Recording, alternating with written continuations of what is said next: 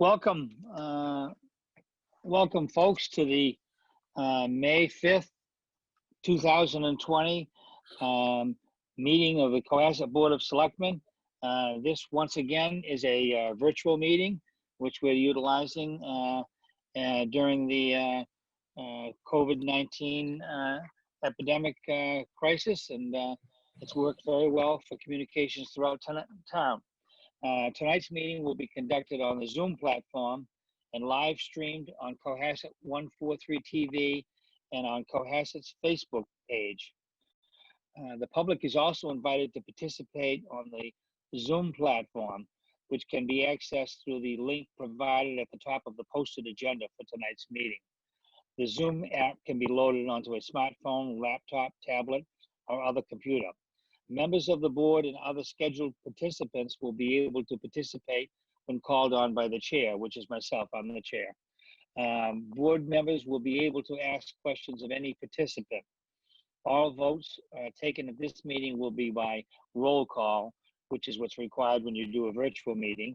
The members of the public who wish to ask questions are asked to utilize the question and answer feature on Zoom, including typing in. You need to type in your name and your address for the public record. This worked out very good last meeting, the first time we tried it. So we do encourage you to submit your questions, and I'll read them, all the appropriate ones at the correct time. But it has allowed for good public participation. The chair will review the questions and direct them to the appropriate participant for a response. This meeting is being recorded and will be available for later viewing on Cohasset 143 TV, and it's currently on Facebook right now live. Okay, with that said, what I would like to do is call for a roll call, beginning with Diane Kennedy. Diane Kennedy here. Paul Schubert Paul here. Schubert. Kevin McCarthy here. Carrie Thompson. Carrie Thompson here. And is Jack Creighton joined us yet? Okay, you Yes. can check in when. I'm yeah. here. Okay, great. I'm here. I don't see Jack. Is that? I'm here. Okay. Yeah, he's On the second page. Oh, you're on the second minute. I'm here. Jack, I see him. I Yeah, see him, no. Kevin. He's there. I'm gonna. Yeah, I'm gonna. hear you clearly, Jack. can you hear me? Yeah, very good. You can hear. Okay.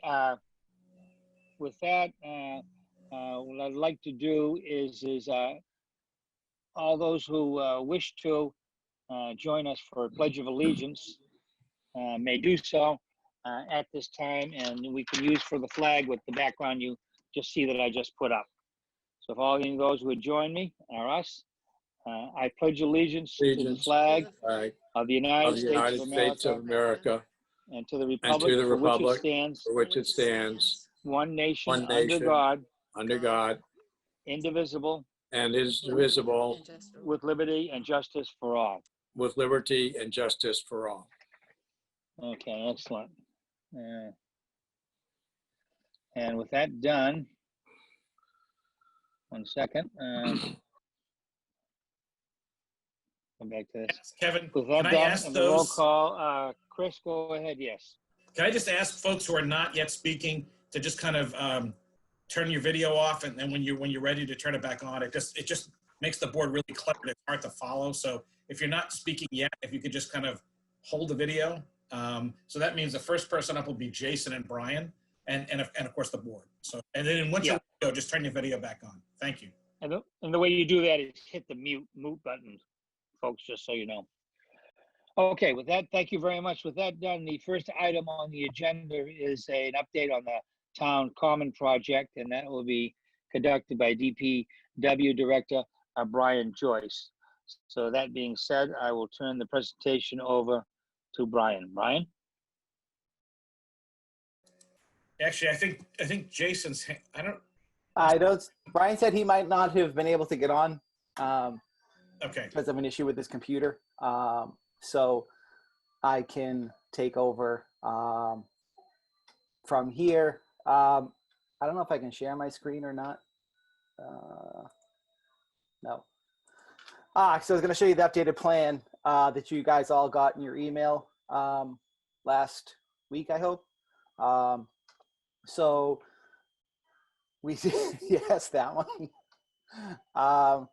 So we met with the all the abutters last week, and the meeting went well. By the way, I'm going to apologize ahead of time if you hear a craziness behind me. It's the witching hour over here. So we met with the neighbors all this week, and it went very well. We actually determined during the discussions that due to the current situation with COVID, the new layout may actually benefit the nursery school, because they're going to have to queue up and do curbside pickup and drop off. So having that whole line of parking all on their side of the street will actually help facilitate that drop off and pickup. And I think I have the ability to share my screen. You did. I just gave it to you, Yeah, so you hold can on. share your screen. Yeah. So the only major changes that happened since the last time we met is based on the discussions we had. We made along North Main Street only sloped granite curb. 2 reasons. One, if there was ever a fear that this wasn't going to work out, it would allow the similar situation that's happening to happen. I don't know how we would facilitate that, but the capabilities there. It also allows the ability that if there's an emergency situation, you can drive up on the curb. Say there's a kid runs out on the street or something like that. You can drive up on a mountable curb. It'd be a serious situation if you drove up on a vertical granite curb. The other change, based on conversations we had from the last go around, was out in front of Town Hall, between the 2 driveways, is where we're going to make it capable to be a handicap parking spaces. So to do that, we will take the sidewalk down to grade with the road in that stretch, which will allow the parking to be at the same grade as the space next to the parking spot, which would allow for a handicapped person to get out of their vehicle there on the sidewalk. So that would be our, if we decided to designate parking spaces handicap, that would be the location that they would be, which we thought would be good for events too on the common. It's right there where it would be a good spot for people to access events on the common, as well as Town Hall or other things on the common. That also being said, we reached out to the contractor. We're waiting for a schedule for the construction to start. We're hoping to start in the next few weeks if you guys give us approval. And it should be a 4 to 6 week construction time frame once they start. Do you want to update everyone, Jason, on the community meeting we had last week? I said it went well. We had, I thought, very good feedback from the neighbors about the project. Any questions?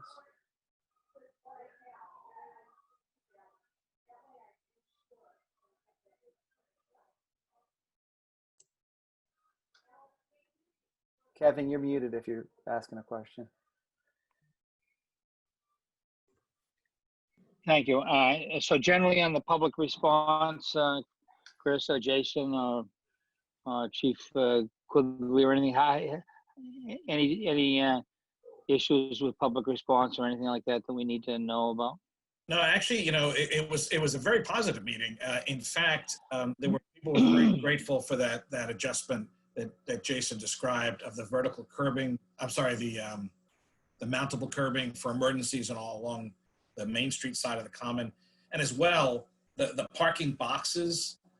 It turned out that the community, the nursery schools may have to change their pickup and drop off routines because of the virus and the new protocols that may come out.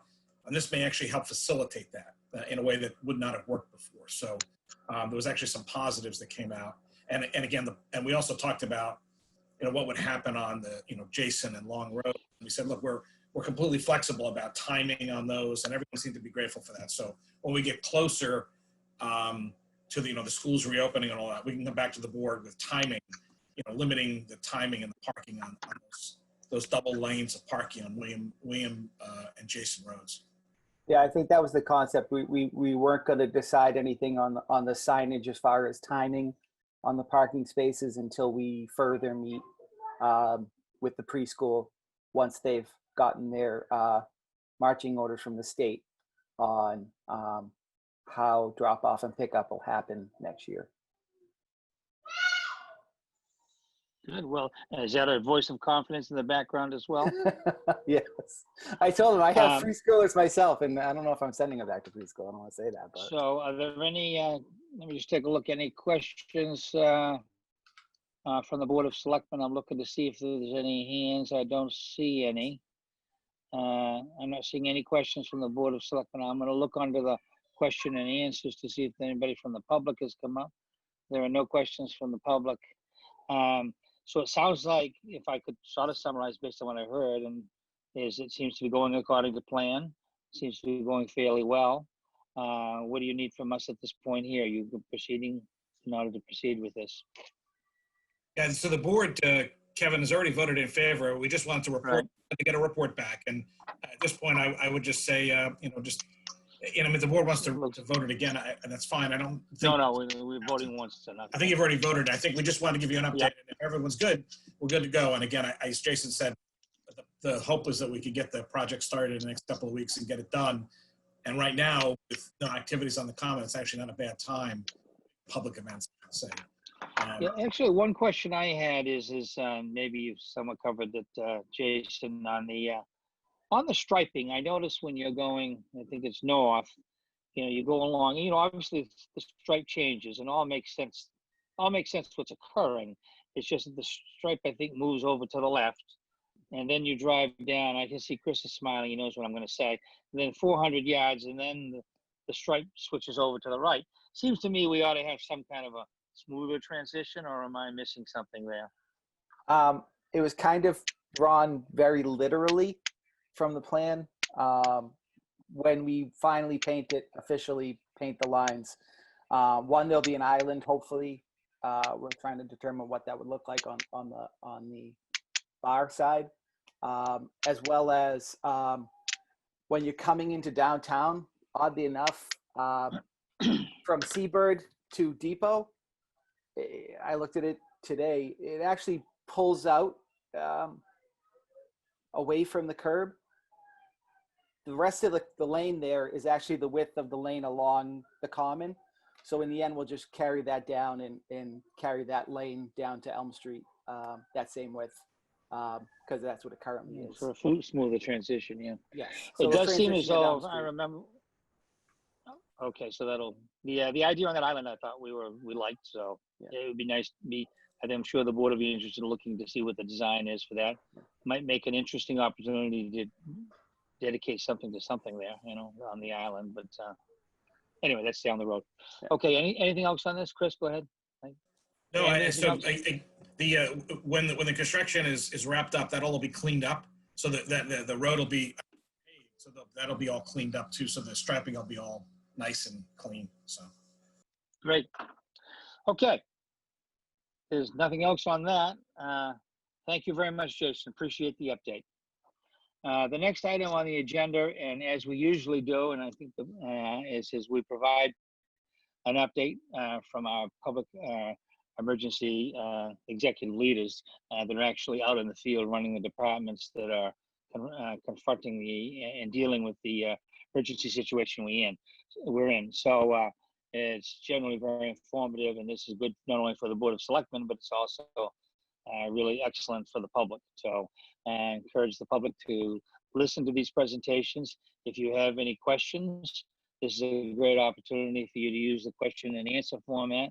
We have more than glad to help, because we want to be very open and transparent to the public on that. So there's several presentations, and they're from Chief Sylvia from the fire department and the overall response team leader, as well as Chief William Quigley, and as well as our emergency management director, Glenn Pratt. Our health agent, Pam Fahey, will be giving us an update. And we're also going to have an update from Nancy response from our Elder Affairs Director, which we're really quite eager to have because elders are a big concern during this current epidemic. So good, we have a great panel of presenters. I'll start with Chief Sylvia. You have the floor.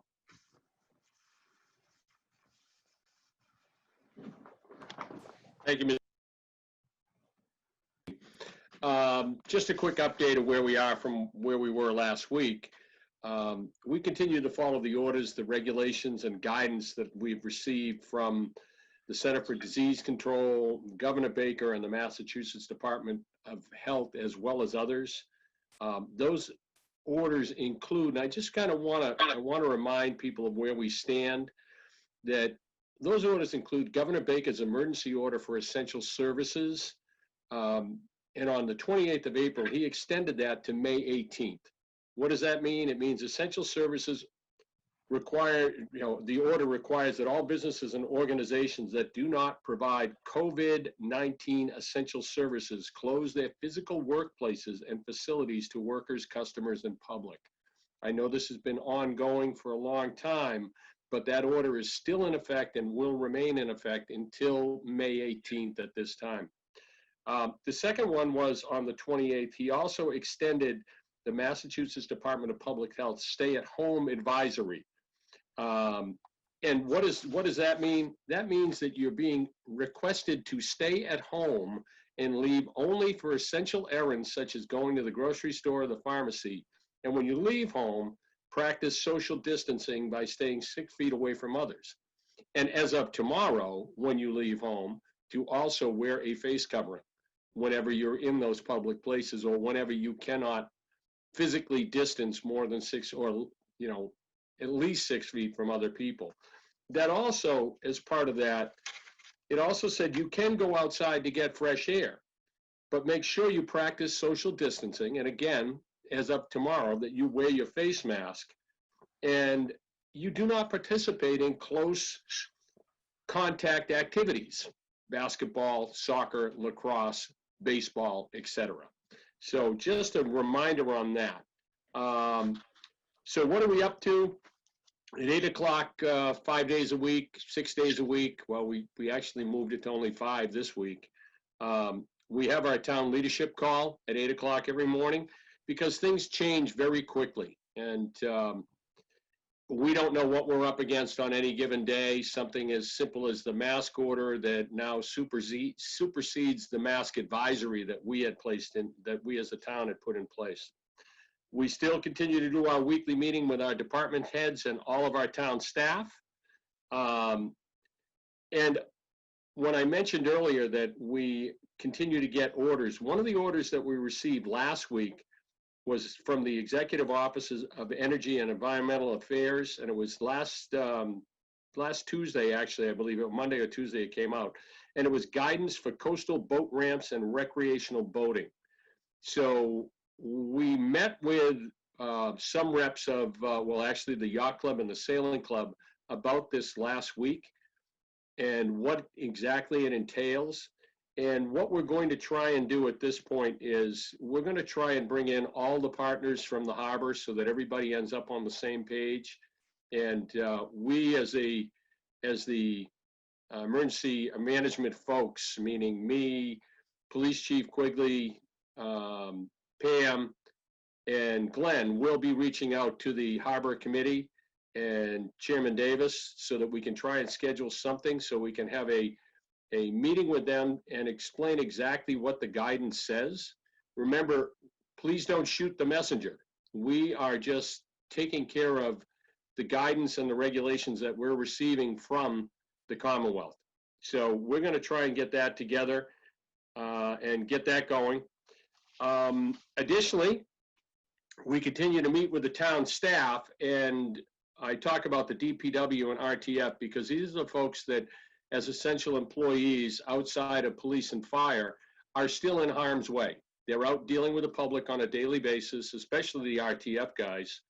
And we're going to be meeting with them later this week to do what we refer to as COVID-19 101, an update. Because the last time we met with them was a month and a half ago. And a month and a half ago, we were not being asked to wear masks.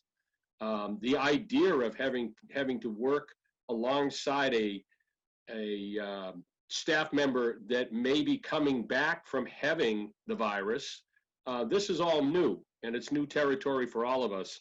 So we're going to meet with them and try and answer as many questions as we can. And the folks that'll be involved in that meeting, again, Pam, Mary Goodwin, me, and others, just so that we make sure that everybody's on the same page. And then the last thing I'm going to mention real quick is we have started to look at reopening. And what does reopening mean to us? And there has been some guidance from the federal level on phasing this in and what do the phases mean. It's very, very premature on all of this, but we are really looking at it. And that's one of those items that I mentioned that seems to be changing on a very regular basis. And along that line, I'll use an example very, very quickly. When we received the guidance from the Executive Office of Environmental Affairs in regards to the waterfront, it spoke to the advisory of the DPH for mask usage. Well, as I mentioned, as of tomorrow, that's no longer an advisory. That is an order from the governor's office. So these are the type of things that we're trying to track and try to get the information out. And a lot of the things that we're trying to do are still education-based. We're lucky in the town of Cohasset that we have a lot of reasonable souls that as long as they know what the rules are, they're willing to play by them. So we continue to lean on that as being one of our biggest strategies. With that, I'm open for questions on anything I've touched on before you turn this over, Mr. Chairman. Thank you very much for that report, Chief. Any questions from the Board of Selectmen? I'll take a look here to the Chief. I'm looking to see if there's any hands up. I'm not seeing any. You must have done a great job there, Chief. Thank you, Mr. Chairman. Sylvia, no questions from the audience at this point. So with that, thank you very much. Next week update will be given from the Police Chief, William Quigley.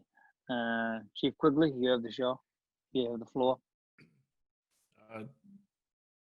Good evening, Mr. Chairman. Can you hear me okay? Yes, loud and clear, Chief. Okay, great. Thank you for having us again this week. And Chief Sylvia covered most of what's been going on. I'm happy to report my officer who has the coronavirus is on the mend. He's feeling much better. He's getting stronger every day.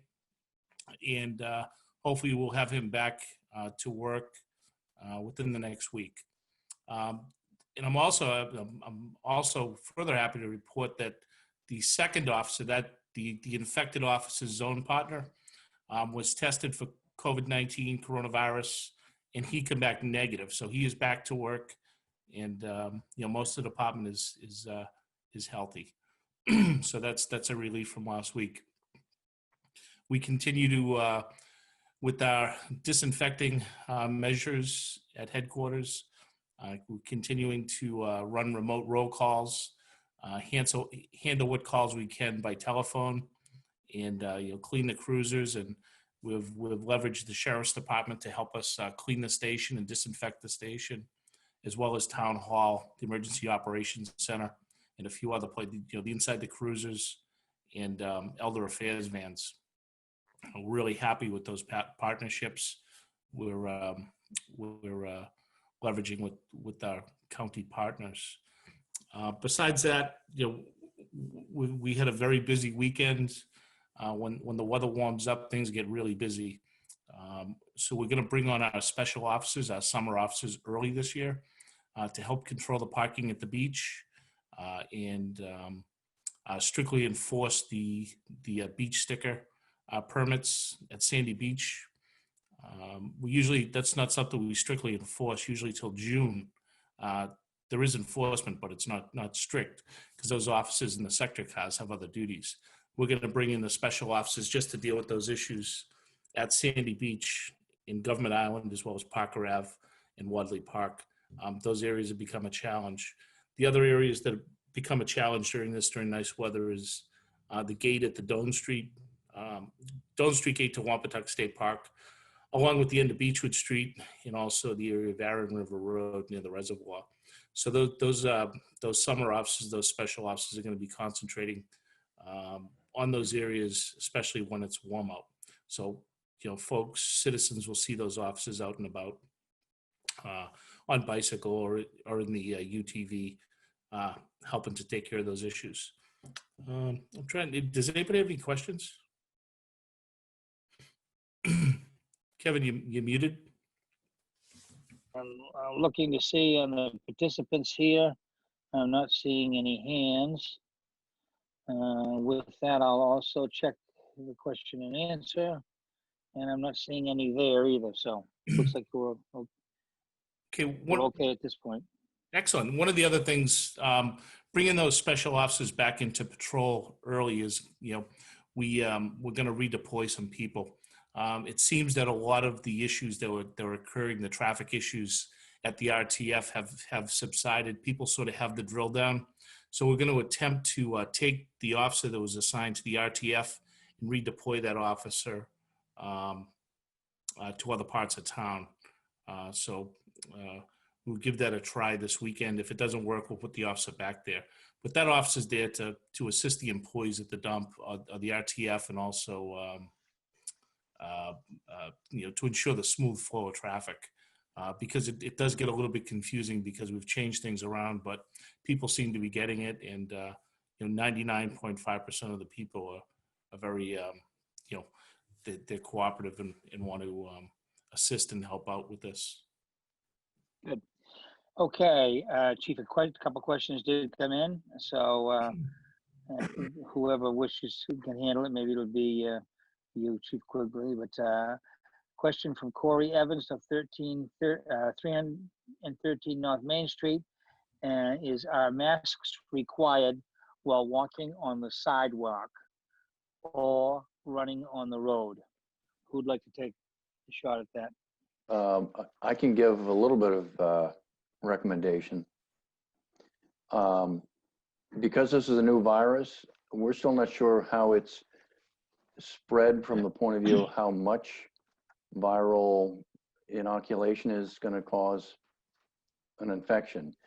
I would recommend, yes, when you're jogging and hyperventilating and your minute ventilation is high, I would say yes. If you're walking on the sidewalk and you can't be 6 feet away and distance is a problem, I would say yes. I wear it all the time on the sidewalk. I wear it outside. I wear it in the hospital.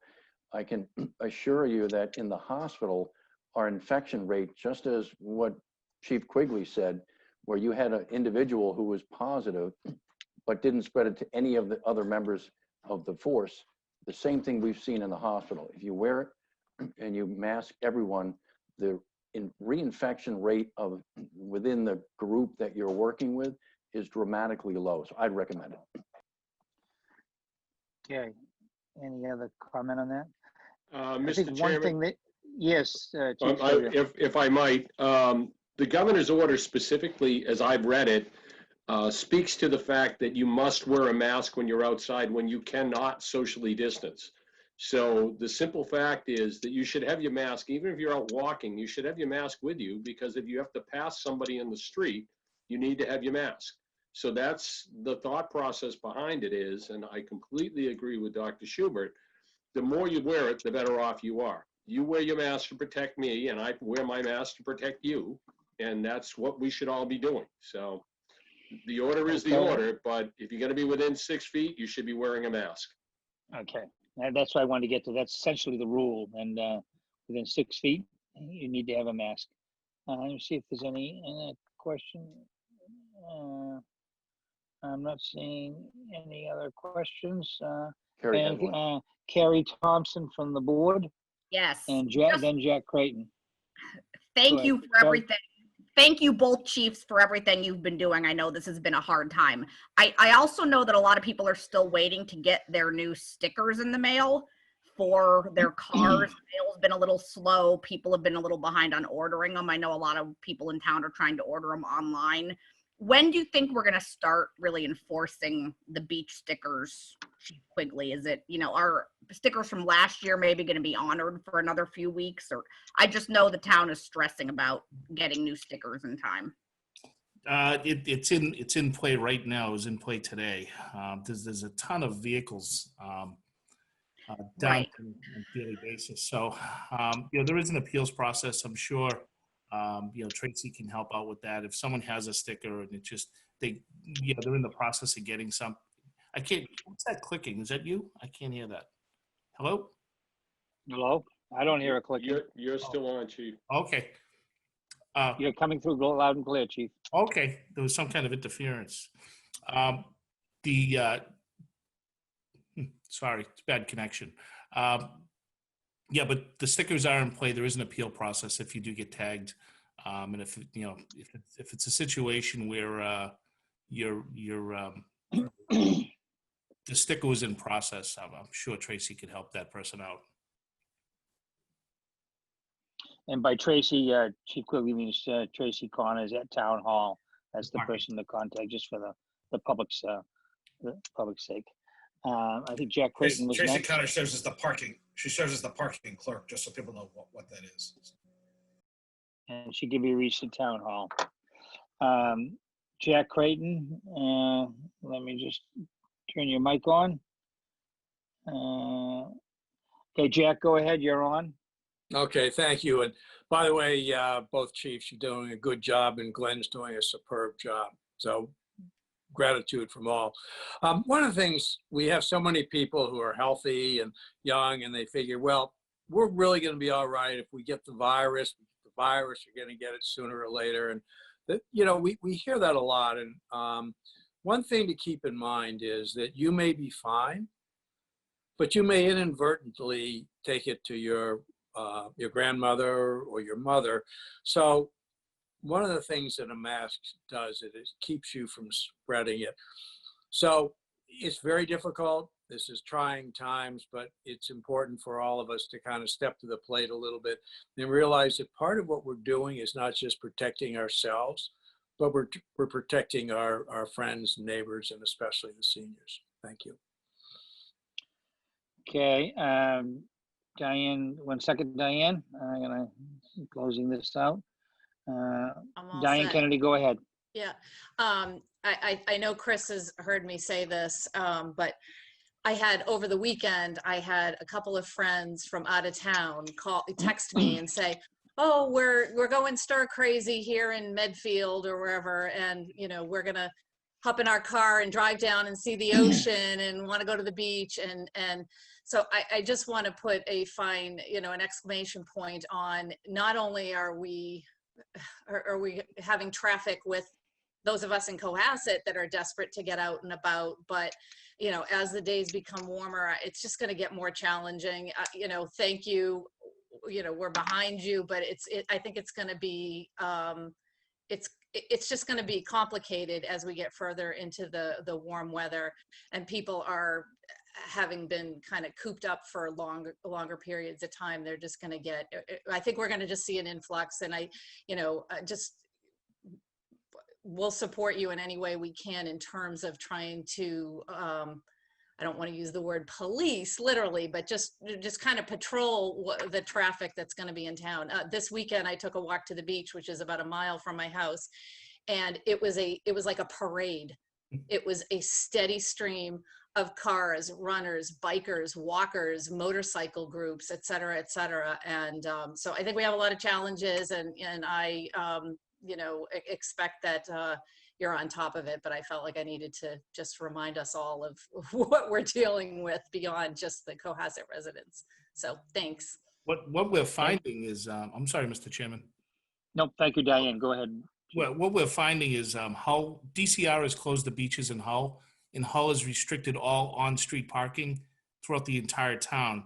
So people, come to go to Nantasket or one of the beaches there, and they're not able to stop or park, and they're getting pushed down the coastline towards us in Situate. So everybody's experiencing the same thing. So the problem is just moving. And, if you're coming from Nantasket, the first stop is Black Rock Beach. If that's crowded, the next stop is Sandy Beach. So that's what we're finding. So we have some, Glenn and Chris, with Chris Senior and Glenn Pratt have been working with me. We have some new signage. We get the prototype. I think it was yesterday or today. I can't remember what day it is. anymore. But we have the signage, and it talks about, you know, permit parking, and it's strictly enforced, and that'll go up as soon as they go into production. They're probably done today. And it's, you know, I realize it's already posted that you need a permit to park the year round, but some of those signs just blend into the background. And we have a larger one that we can sort of place on the ground, and you'll have to drive over it to get around it. Okay, thank you very much, Chief. Paul Schubert.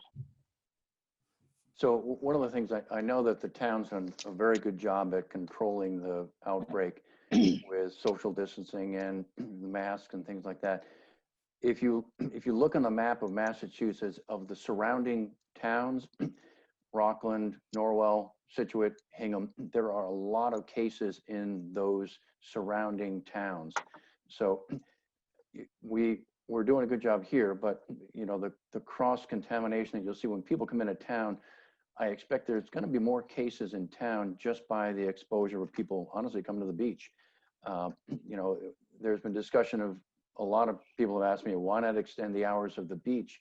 Well, that's one of the concerns, is that if you extend the hours of the beach, you're going to have more people for a longer time, and may very well increase the number of cases.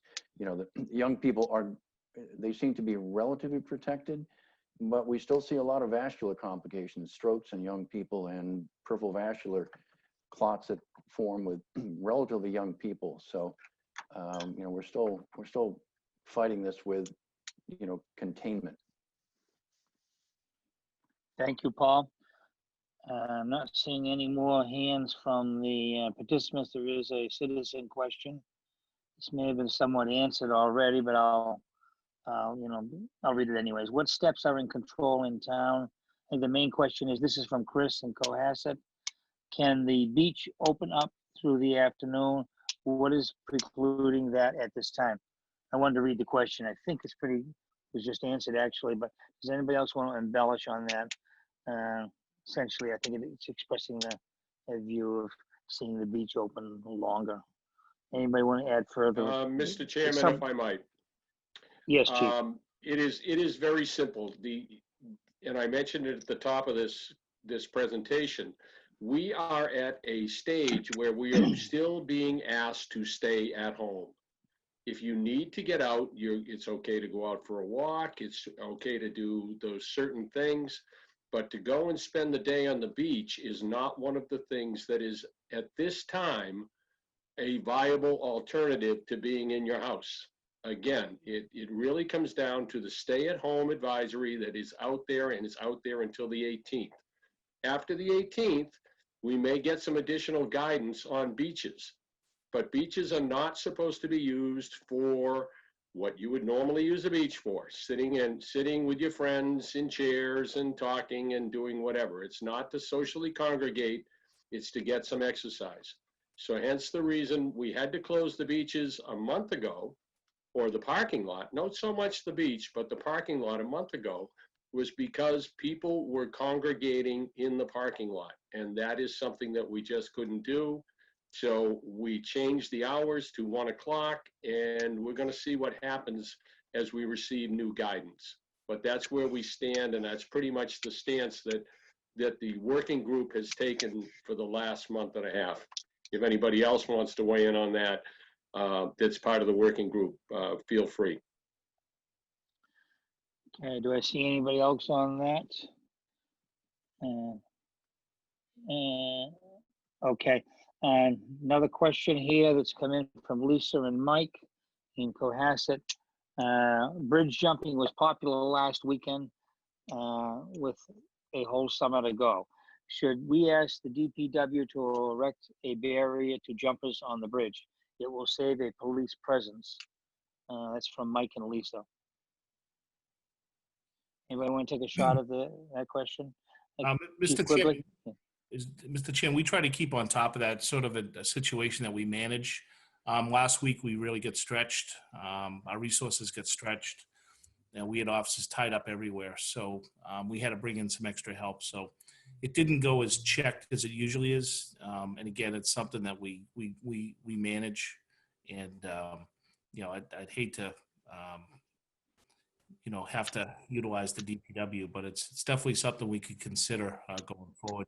We're just trying to, we're in uncharted territory here, and we just want to see how this shakes out. And we'll have a better idea on things in the next couple of weeks. Thank you, Chief. Okay, any other questions that I see from the board? I'll look once again here on the, there's another question here from Chris on Pleasant Street. Why can't we walk on the beach at 4 p.m.? I guess it's 4, it says 4, but I assume then 4. Yes, Chief. Mr. Chairman, the beach, again, the beach does not belong to the town. The beach belongs to the Sandy Beach Association. To the best of my knowledge, the Sandy Beach Association has not closed the beach. What has been closed is the parking lot that the town owns, and that is closed at 1 o'clock. So if people want to walk to the beach, and we've seen that, and we saw it last weekend, after the 1 o'clock closing of the parking lot, that's probably a fine thing to do. Again, we ask people, if they do go to the beach, to not congregate, to not stand on top of each other, to not gather in groups for extended periods of time. Dr. Schubert can speak to this, but we've talked about coronavirus from the very beginning, and we use the same terminology that everybody is radioactive.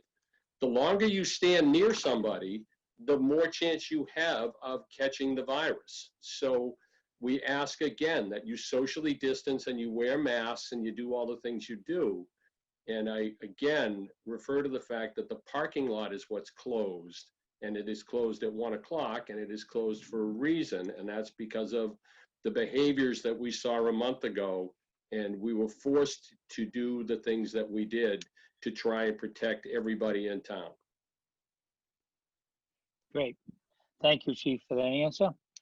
I see nothing more from the board. I see nothing more from the public. We'll go on to the next presentation. And that will be update from Glenn Pratt, the Emergency Management Director. Glenn, you have the floor. Thank you, Mr. Chairman. One of the things that we had been concerned about and working hard on since early in the emergency was our supply of personal protective equipment. We have now gotten our stable inventory up to a comfortable level, and working with Michelle Leary in procurement, we have a system in place where we think we're going to be able to replenish our supply at least at the burn rate every week. So we're comfortable with our supply of personal protective equipment. We have heard your board, and we are actively working to put a procurement plan in place where we will build up our cache of supplies going forward beyond a comfortable level. We have been working to come up with a sanitization plan for the buildings as we get closer to the potential of maybe opening some of the buildings after the 18th. So I'm working with Brian Joyce and his facilities folks and Mike McMillan from the high school to see what we'll do in the school buildings. The school custodians did start back on half-time schedule, split staff yesterday. So they're beginning some of their annual cleanup projects. We'll also be taking a look at how exactly we'll have an ongoing program to keep the vehicles sanitized, DPW facilities.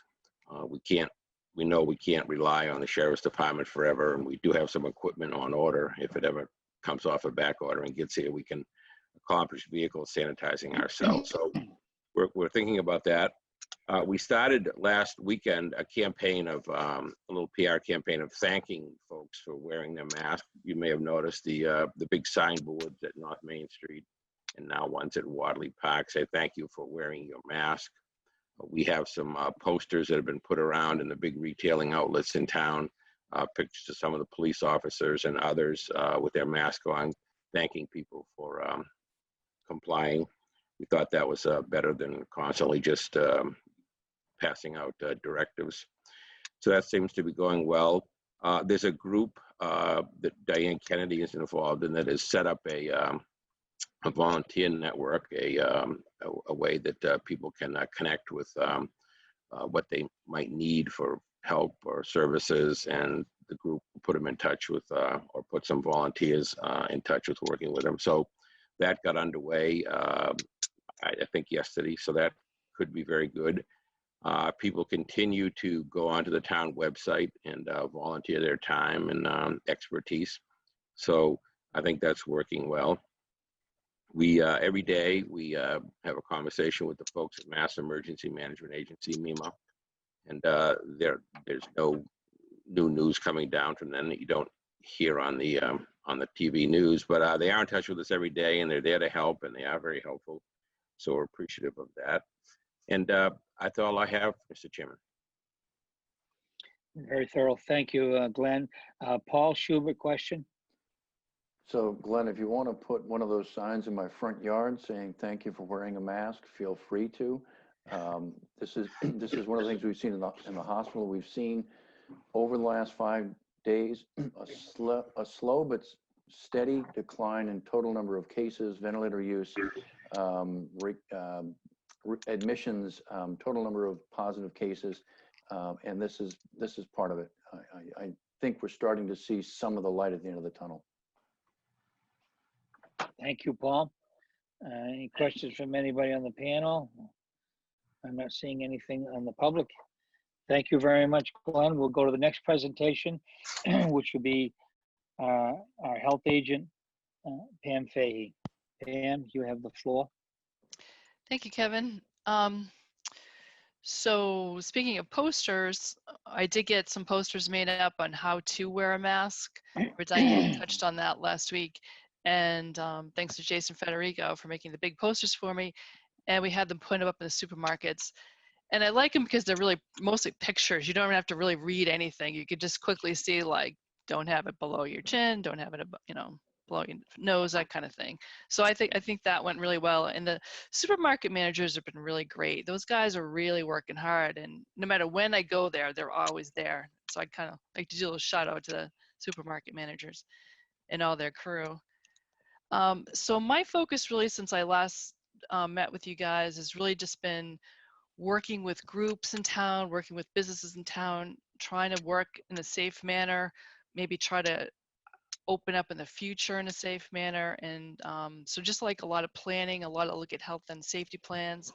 For example, the CYBSA is going to do maintenance on their complexes on Beechwood Street and the Barnes area. And so they went ahead and they prepared a plan and how they could do their work safely. The plan was great. So I gave them the go ahead. In a similar manner, there was a plan that was issued to me from Mike McMillan from the schools for some work that's going to be done at the Osgood School to upgrade the playground equipment there. I talked with the high school principal about how they could maybe safely have a senior video night. They're talking about having a drive-in, and like a third-party company would come in and install the drive-in, and they would have a police detail there. So once Brian fleshes out all the details, he's going to submit that plan to me, but I think we can make that work. So that's really encouraging. And then just in general, I've just been on the phone and in person with a mask and a certain distance and talking to just various businesses, be it like salon owners, the pool supply company, restaurants that want to open up in the future, the golf course that wants to open up at some point, just kind of going back and forth and discussing all the different ways that people can do these new activities in a safe manner. And then in addition to that, on the other side of the health department, there's been a lot of new presumptive cases because of the antibody testing. So they come through the Maven system to us, and because the increase, a really large number increase of cases because of the antibody testing, we've started to utilize the state's contact testing team. So in other words, once the caseload starts to get kind of large, you can contract that out and people can take over and contact those people that have been tested as now presumptive cases and the people that they've been in contact with. So luckily the state has set up a large network of people to help with the contact tracing. And so we're taking advantage of that. And then finally, also, we did get word too that I think we're going to get a third round of some money too from the state, from the DPH, to kind of offset some costs that have been involved with just bringing in extra nursing help. And that's pretty much it. That's been the focus of the work so far in this last week. Thank you, Pam. Thing on that contact, that came up in a meeting I was in earlier on the contact testing. Chief Sylvia, do you want to comment on that, please? Yes, absolutely. That has been a big push at the state level.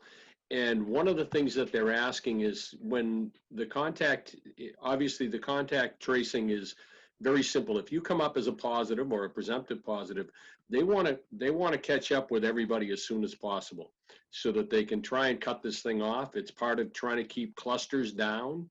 So along that line, you may receive a phone call and it's going to come up with a caller ID that says MA COVID team. So what they're asking is if you see that, you pick up the phone. That is legit, and they will be asking the proper questions. So if you do see it, that's part of the public service announcement. Mass COVID team, please answer the phone and work with them so that we can cut this thing off at the pass. Again, this is another tool that they're sending out to try and slow down the spread of the virus. Thank you, Mr. Chairman.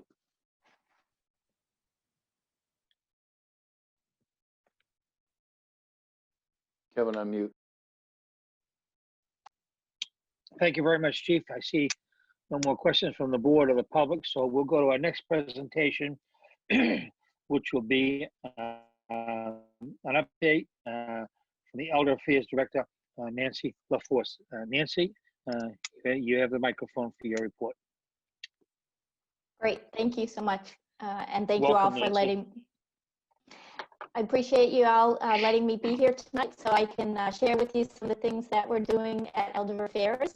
As you know, being the older adults being one of the most vulnerable citizens dealing with this pandemic, we're happy to know that we are doing the best we can in order to keep the seniors safe.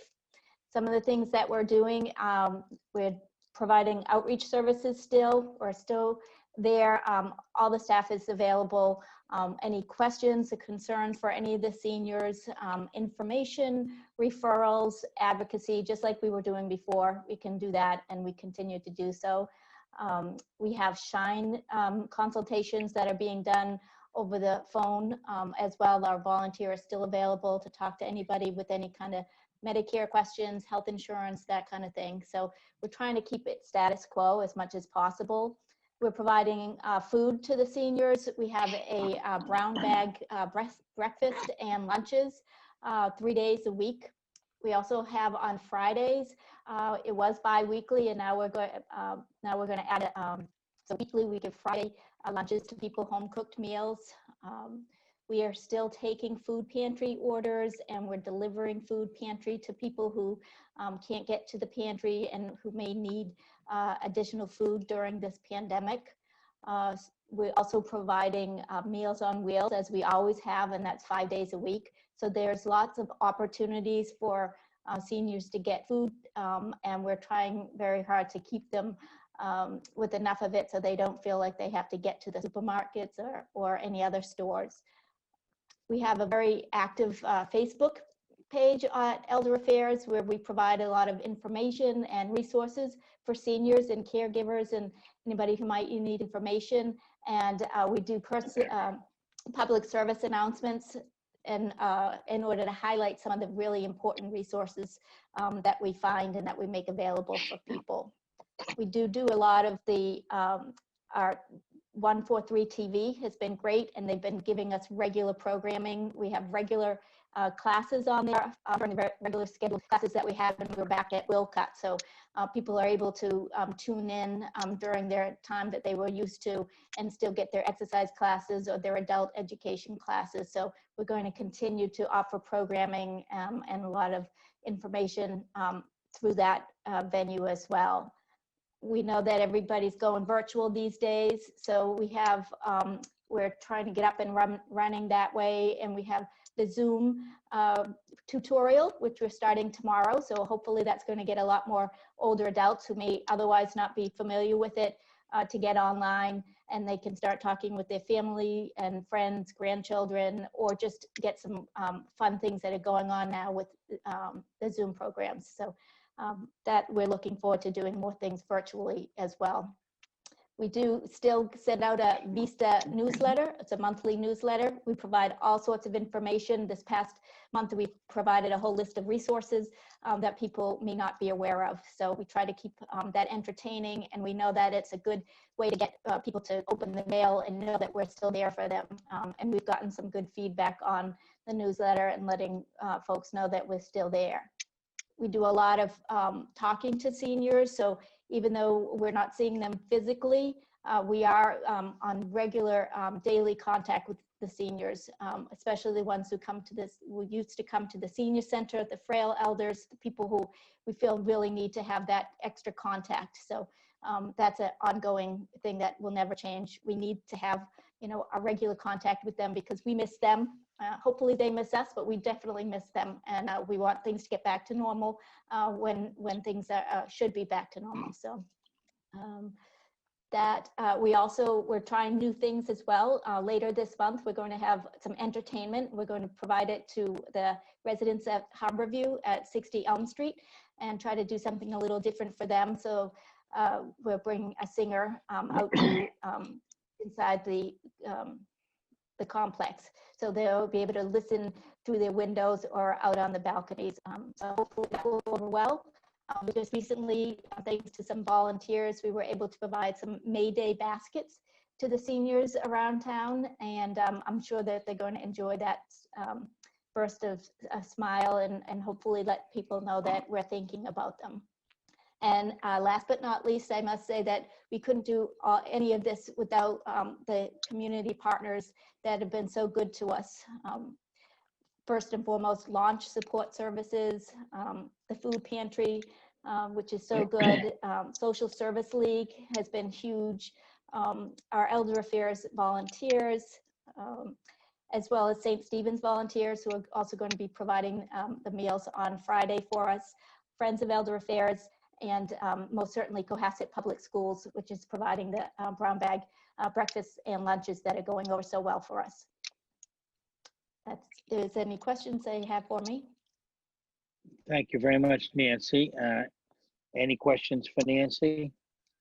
One thing also related to elder affairs as well as generally, I was surprised, what I hear on the news about food security, and it's an issue really in the state and in the country more so than I realized, that there's large populations lined up for food and not able to get it. And there's also, it came up in a conference I was at the other day that some people are not coming forward because they're a little embarrassed, embarrassed about it and not used to, of not having food and so forth.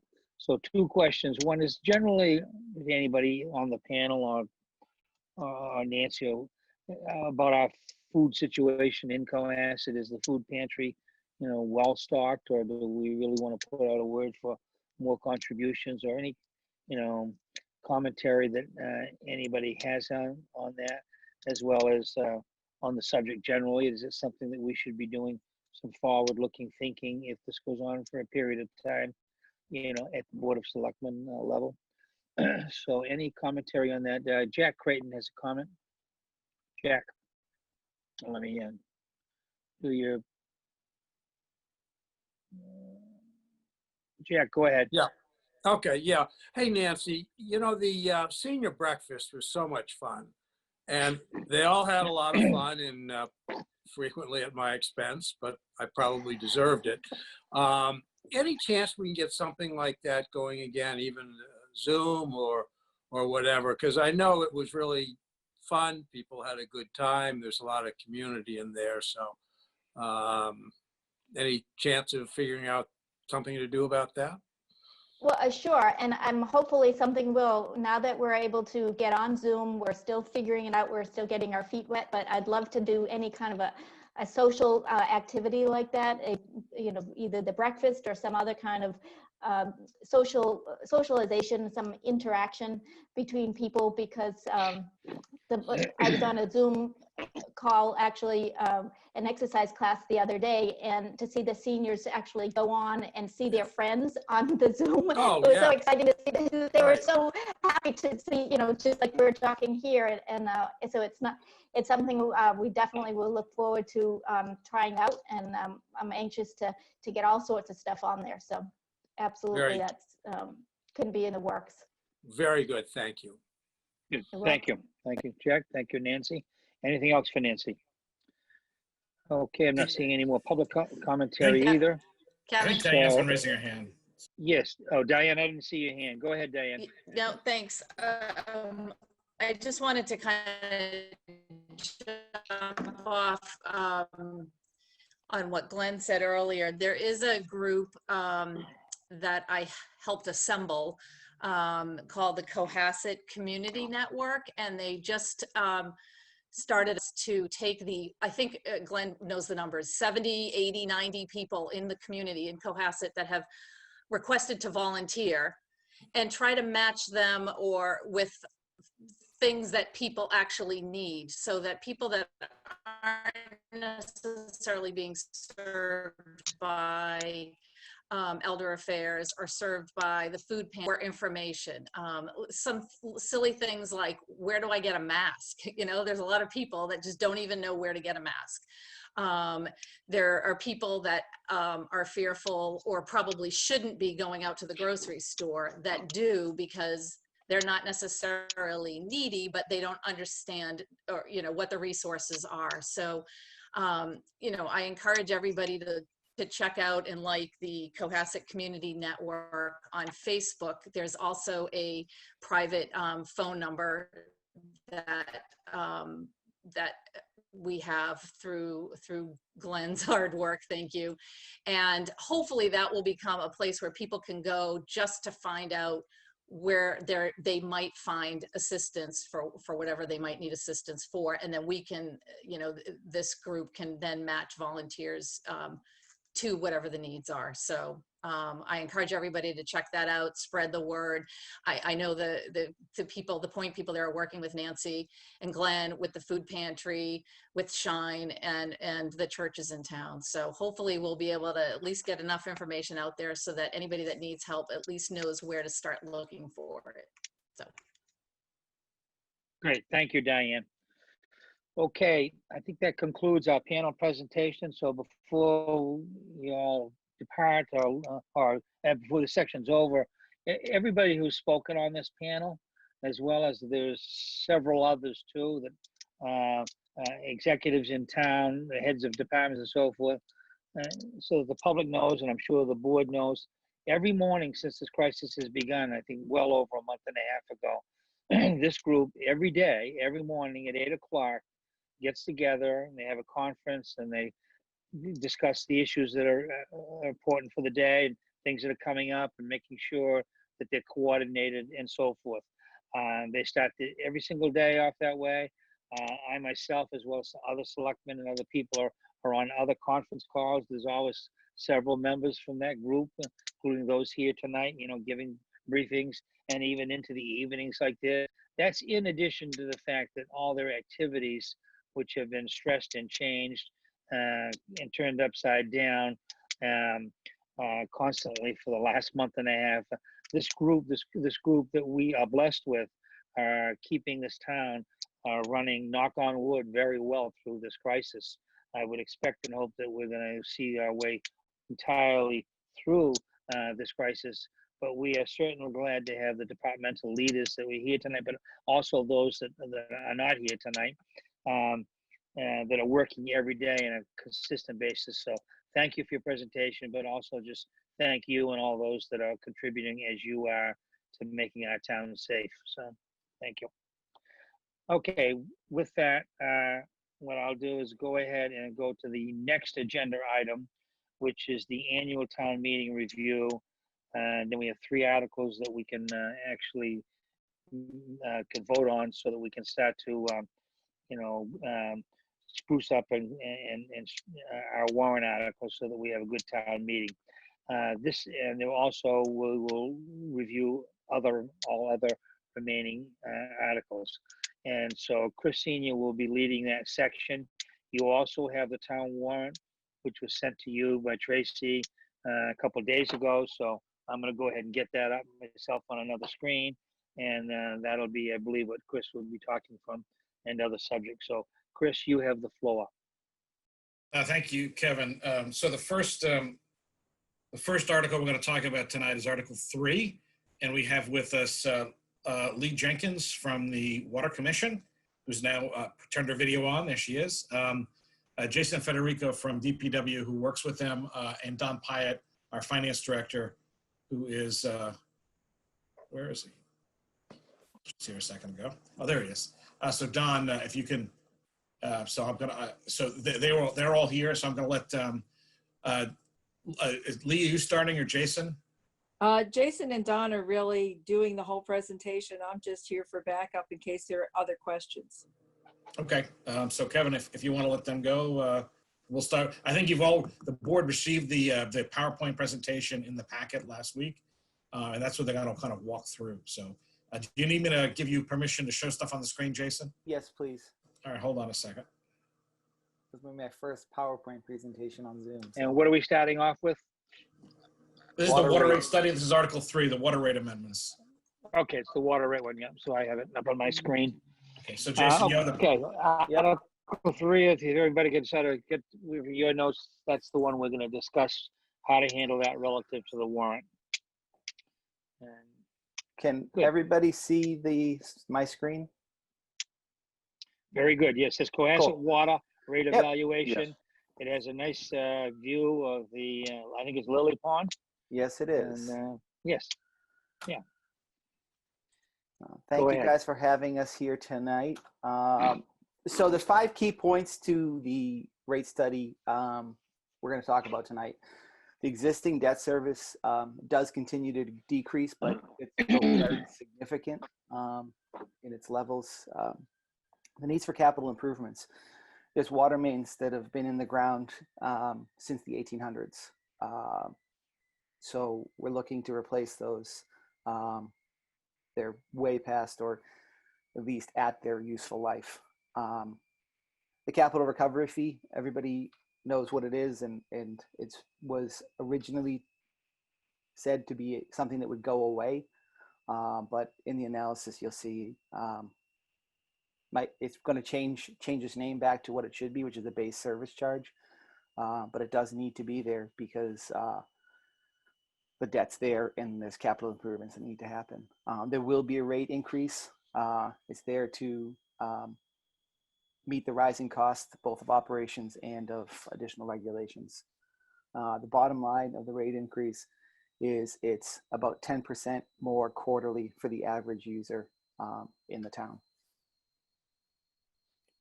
So as you said, the first key point is the debt service. It's still pretty significant, but it does continue to decrease over time, but it's not a small amount of money. Capital improvements, we broke out the capital improvements to treatment and distribution to group them in today's dollars. It's 5.3 in treatment and 6.8 in distribution. In the capital improvements plan, those are escalated to the years that they're implemented in. So we don't use today's costs when we're projecting the model. We do factor in inflation in the construction costs as we are budgeting for these projects. So there's direct improvements to the customers in both the treatment and distribution. It improves water quality. It improves reliability of the water system. It increases level of service to the customers as well. Right now, you have an existing rates that are broken up by meter type, size, private hydrants, and then you have your usage based on your rate based on usage. So you have your capital recovery fees based on the size of the service you have, and then you have your usage that's based on the amount of water you use. These are used to calculate the water rates. In the end, all the money goes to the same place. So to call it a capital recovery charge is really not just, it's actually not even covering all the capital costs currently. It's just, it was a name that was given to something in the last rate study. So we're going back to what it used to be, which is the base charge. So it's the base charge for every user to have access to water. So over the past few years of the rates, it has gone down over time, or generally it's gone down. It did come back up in the proposed, the adopted plan 5 years ago. But as you can see, the existing debt, the fee doesn't cover the existing debt. So it doesn't make sense to say that it would disappear, because the actual revenue from that capital recovery fee doesn't cover the debt that has already been incurred in the past. So operating costs are continuing to go up. Existing debt is going down, but we do have new capital projects which would lead to new debt over time. To cover that, we've proposed a 2.5% increase on an annual basis throughout the course of this study, or throughout the course of the 5 years. There would be a 2.5% increase each year to cover both the operating costs, the existing debt, and then new debt for new projects that are coming up. And those increases are applied across the board to all fees and rates. So in the end, you end up seeing a $10 a quarter, $40 a year impact to the rate player in year one. And then as time goes on, that would go up due to compounding of percentages. And as we said, this is all based on 65 gallons is the average use, it's the average user amount for the town of Cohasset. And as I said, we have a lot of water mains in town that are actually been in the ground since before 1886. So this plan was drawn in 1886, and this a whole set of plans drawn in 1886 that a significant number of water mains in town were in the ground in 1886. So we're looking at replacing those in the near future because they're way past their useful life. This is just a curve to show that you're typically looking, in the best case scenario, you're looking at 133 years. We're more like in this range, given this is based on soil types and whatnot. So we're generally in this range in Cohasset for a theoretical replacement curve. I mean, obviously, none of this you can actually see. It's all underground. So we have to make assumptions based on water main breaks. So we've had a lot of water main breaks on Elm Street, which is one of our proposed projects. In the end, this is the proposed rates for the next 5 years. That would be, this was added, Chris just asked me to add this before the meeting. This would be the proposed rates for the next 5 years. And with that, I will turn it over to any questions. Okay. And looking at the participants here, Diane? Diane, I don't know if I can. Yeah. I see. Can you hear me? Yep. Yes, Diane. Good. I just wanted some clarification. I have some questions to remind me. I believe that one of the largest water users is the town of Cohasset, in particular the schools.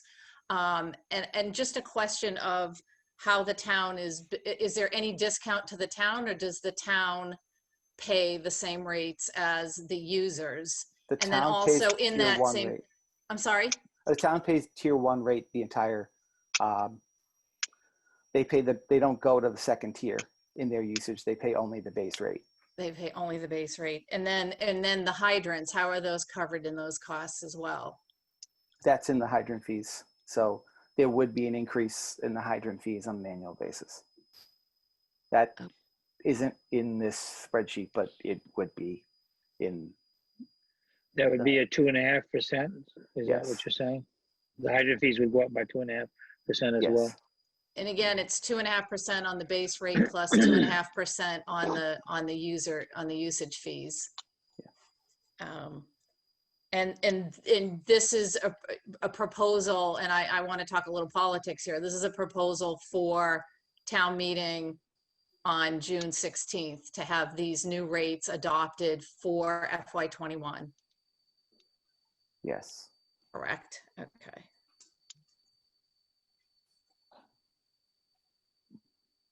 Okay, Diane?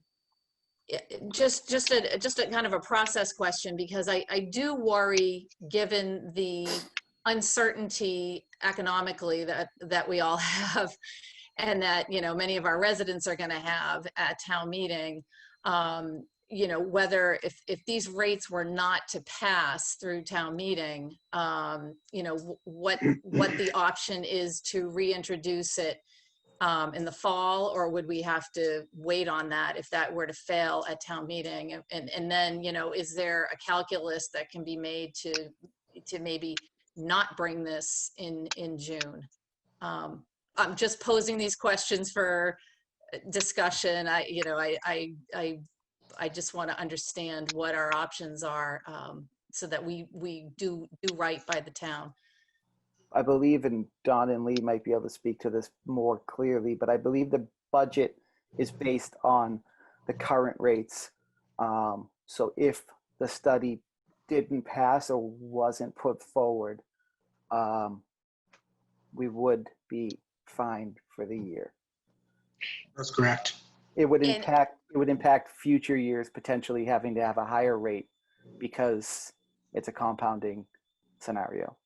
And if it were to go to a vote at town meeting and not prevail in June 2020, would we be able to reintroduce this same rate study and this increase rates at a subsequent town meeting? Yes, we could do that. I believe the only requirement is that town meeting needs to approve the water rate. So that could be, from my understanding, an annual or special town meeting. Great, thank you. Lee Jenkins, do I see you with a comment? I don't see that. Go ahead, Lee, if you want to make a comment. Considering that our budget is built on the current rate study, we have to take into account what our plans are for upgrades in the system. And if we don't get the new rates put into effect, we may have to be borrowing more money, which will affect what we'll need in the future, because we'll have to be looking at fees and interest. And another thing that people should be looking at is, before we proposed this original rate study 5 years ago, we had reduced our water rates because one of our commissioners at that time had promised a reduction in rates, and we never increased. According to the state DOR, you should be increasing your rates at least 2.5% a year in order to get money for your projected projects. So this is, you know, another wrinkle in here that people should be thinking about. And one other last thing, we have been pretty let's say tight in our money in the last couple of years, that we haven't really gone out to borrow. We only borrowed one thing, and that was for our water tank. And if you take a look at some of the projects we've done around town, we've rehabbed a second water tank, we've done a loop, and we've done several other projects within the plant that were quite costly. So we've been able to use our money judiciously. And, you know, we do unfortunately need a little more because, as Jason said, we have the Elm Street water line, and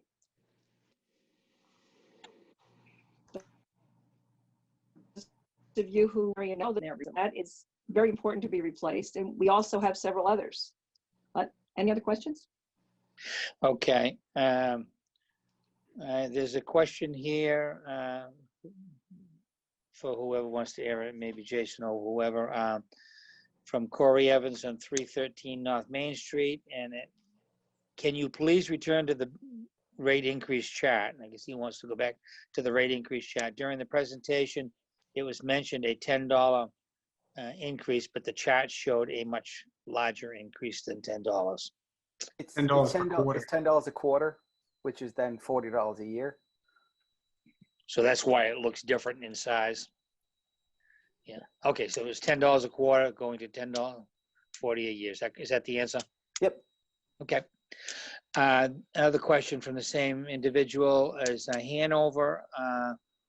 Hanover is 38 base rent for 3/8, and we are 187. Why should residents support another additional rate increase? Does that make? Yeah, I mean, the underlying issue is we have existing debt that we're still carrying on the books from past projects. And these projects we're projecting are necessary. One of the big ones is, as we've seen, you guys have seen in some of the stuff, the PFAS is potentially coming up.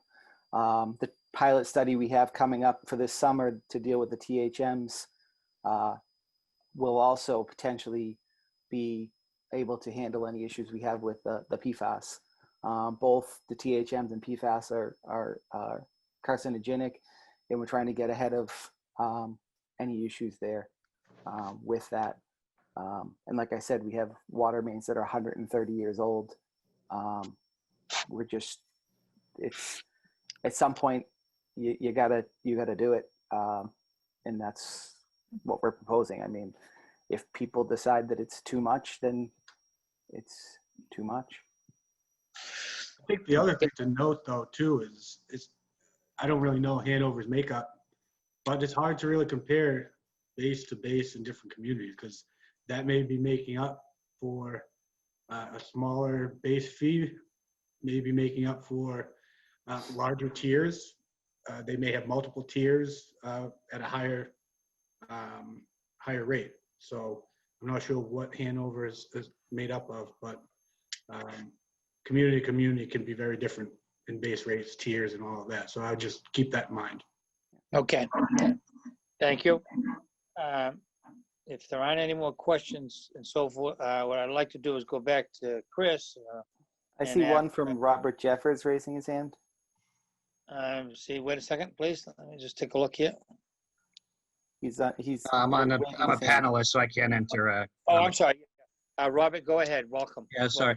So in looking at our rates, it does seem like we are 2 to 3 times higher than some of our neighboring, like if we look at Hingham and stuff like that.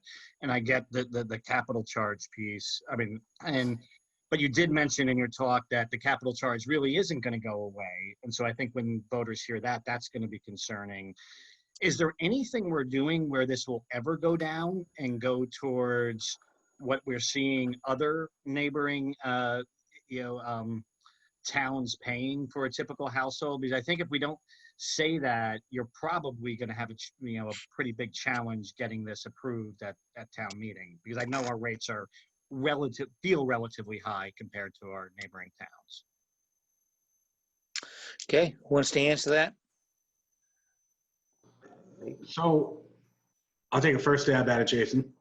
But Lee's raising her hand, so I don't know if she wants to talk first and then. Well, I also want to make the point, and I don't know if this was clear before about the borrowing. This whole study for our capital improvements plan is based on borrowing. Otherwise, if we don't borrow for these projects, we're going to see significant changes year to year in rates to cover those projects in the year. So based on the CIP that was put together by the water department, Jason, and so on, we projected borrowing for these projects and spreading that out over their useful life, or possibly shorter, depending on how it works in the debt schedule. But and that's how we got a 2.5% annual increase, instead of seeing our initial model had, I think, a 16% year one increase if we didn't borrow, because there were things that need to be done. So we are spreading this out over the life of some of these projects to help keep the rates at a reasonable increase annually that will still cover our operating costs, our capital needs, And as Jason went through the PowerPoint, these aren't for extras. This is so that we have good water quality. We're keeping up with standards. Our infrastructure is well. People are getting the water pressure and really keeping up with the standard that Cohasset is used to. I mean, the other note too on the Hanover question, you know, the one thing we don't want to be doing is putting out literature like Hanover had to about high THM levels in town to the residents. Causes a lot of fear and anxiety to people getting letters saying, if you look into their water stuff, they have high THMs. They are addressing it, but you don't want to be sending out mailings to people in town saying, by the way, there's a potential that your water's cancer causing. That's not something that installs a lot of consumer confidence in the water system. Okay, one other thing here that people keep talking about our water system and how much we're paying. When you take a look at us, we have a customer compared to a Scituate, a Hanover, a Hingham, a Norwell. And the other thing that we have is we have supply that they don't have. We are the only town in the entire area that does not put mandatory restrictions on starting in April going through the end of September. The only time we ever had a restriction in the last few years was because of our permit and the average rainfall went down. But remember when we had our drought back in 2016, Scituate was within 5 days of running out of water. We had 350 days of supply. So this is something you have to keep in the back of your mind. The other problem too is, talk to people in Scituate. They've been having problems now with their brown water. Why is that? Because they haven't been doing the upgrades. We've been doing the upgrades. This is why we still have this, what used to be the capital recovery charge. Unfortunately, we'll have this debt books because we had been refinancing. It was through town hall that people who were running our finance department felt that, well, if we refinance, we could get better rates, and it prolonged our debt. And we are in this situation. So we are paying for all the pipes that we put in, for the new water tank that was put in behind Avalon, for purchasing land in the watershed to protect the water supply. So we have all of these proactive things that we have been doing, and we're still being proactive. And it's very difficult to start comparing that. And if you talk to someone in Hingham, I'd say within the next year or two, they're going to be amazed at what their water rates are, considering they're purchasing aquarium. And they are going to have a lot of costs that they didn't realize. We are very lucky in that we have had managers in the town, in our water department, and our engineering firm. So as Jason was saying, we're on top of everything that the state comes down with. We have the PFAS we're looking at, the TTHMs. And since we have a surface water supply, most towns have wells. We have a large surface. A surface water supply costs a lot more than wells. With wells, they just come out and they go through a pumping station with some chemicals sprayed on. With us, we have the whole plant. And it is a much more expensive system, unfortunately, but we have a consistent supply. So you have to weigh what we're doing. What do we want to do? Before we had the water supply, we only had the 2 well fields and Lily Pond. Then we got the reservoir. That was after the state did a survey back in 1960, telling the town leaders at that time that by the 1980s we'd have 32,000 people. Well, gee, somebody made a little miscalculation, and here we are with all this great water. So we have to decide, do we want to maintain what we have? And that's where the question is. Thank you. Okay. Thank you, Lee. Okay, any other commentary? And I'm gonna bring Chris back into Chris Senior to lead us in 1 second here. Jack Creighton has a comment. Jack, go ahead. Wait a second. Jack, go ahead. Yeah, okay, can you hear me? Yep. Yeah, Yes. okay, thank you. I'm just looking at the existing debt. I'm looking at the principal and interest, the PI payments. And I noticed a fiscal year 19, 20, and so forth, that our interest seems to be going down at a relatively stable rate. But the principal payment kind of varies, and I just don't quite understand what causes a variation in the interest and principal. I could see typically in amortization, the interest goes down and the principal payment goes up. But there's some variations here and I just don't understand. Is there something going on? Just clarify. Yeah, so a lot of times what a municipality will do will be level paying the debt. So instead of, like you just said, the principal increasing over the year, it would be the same principal payment year over year. And then the interest kind of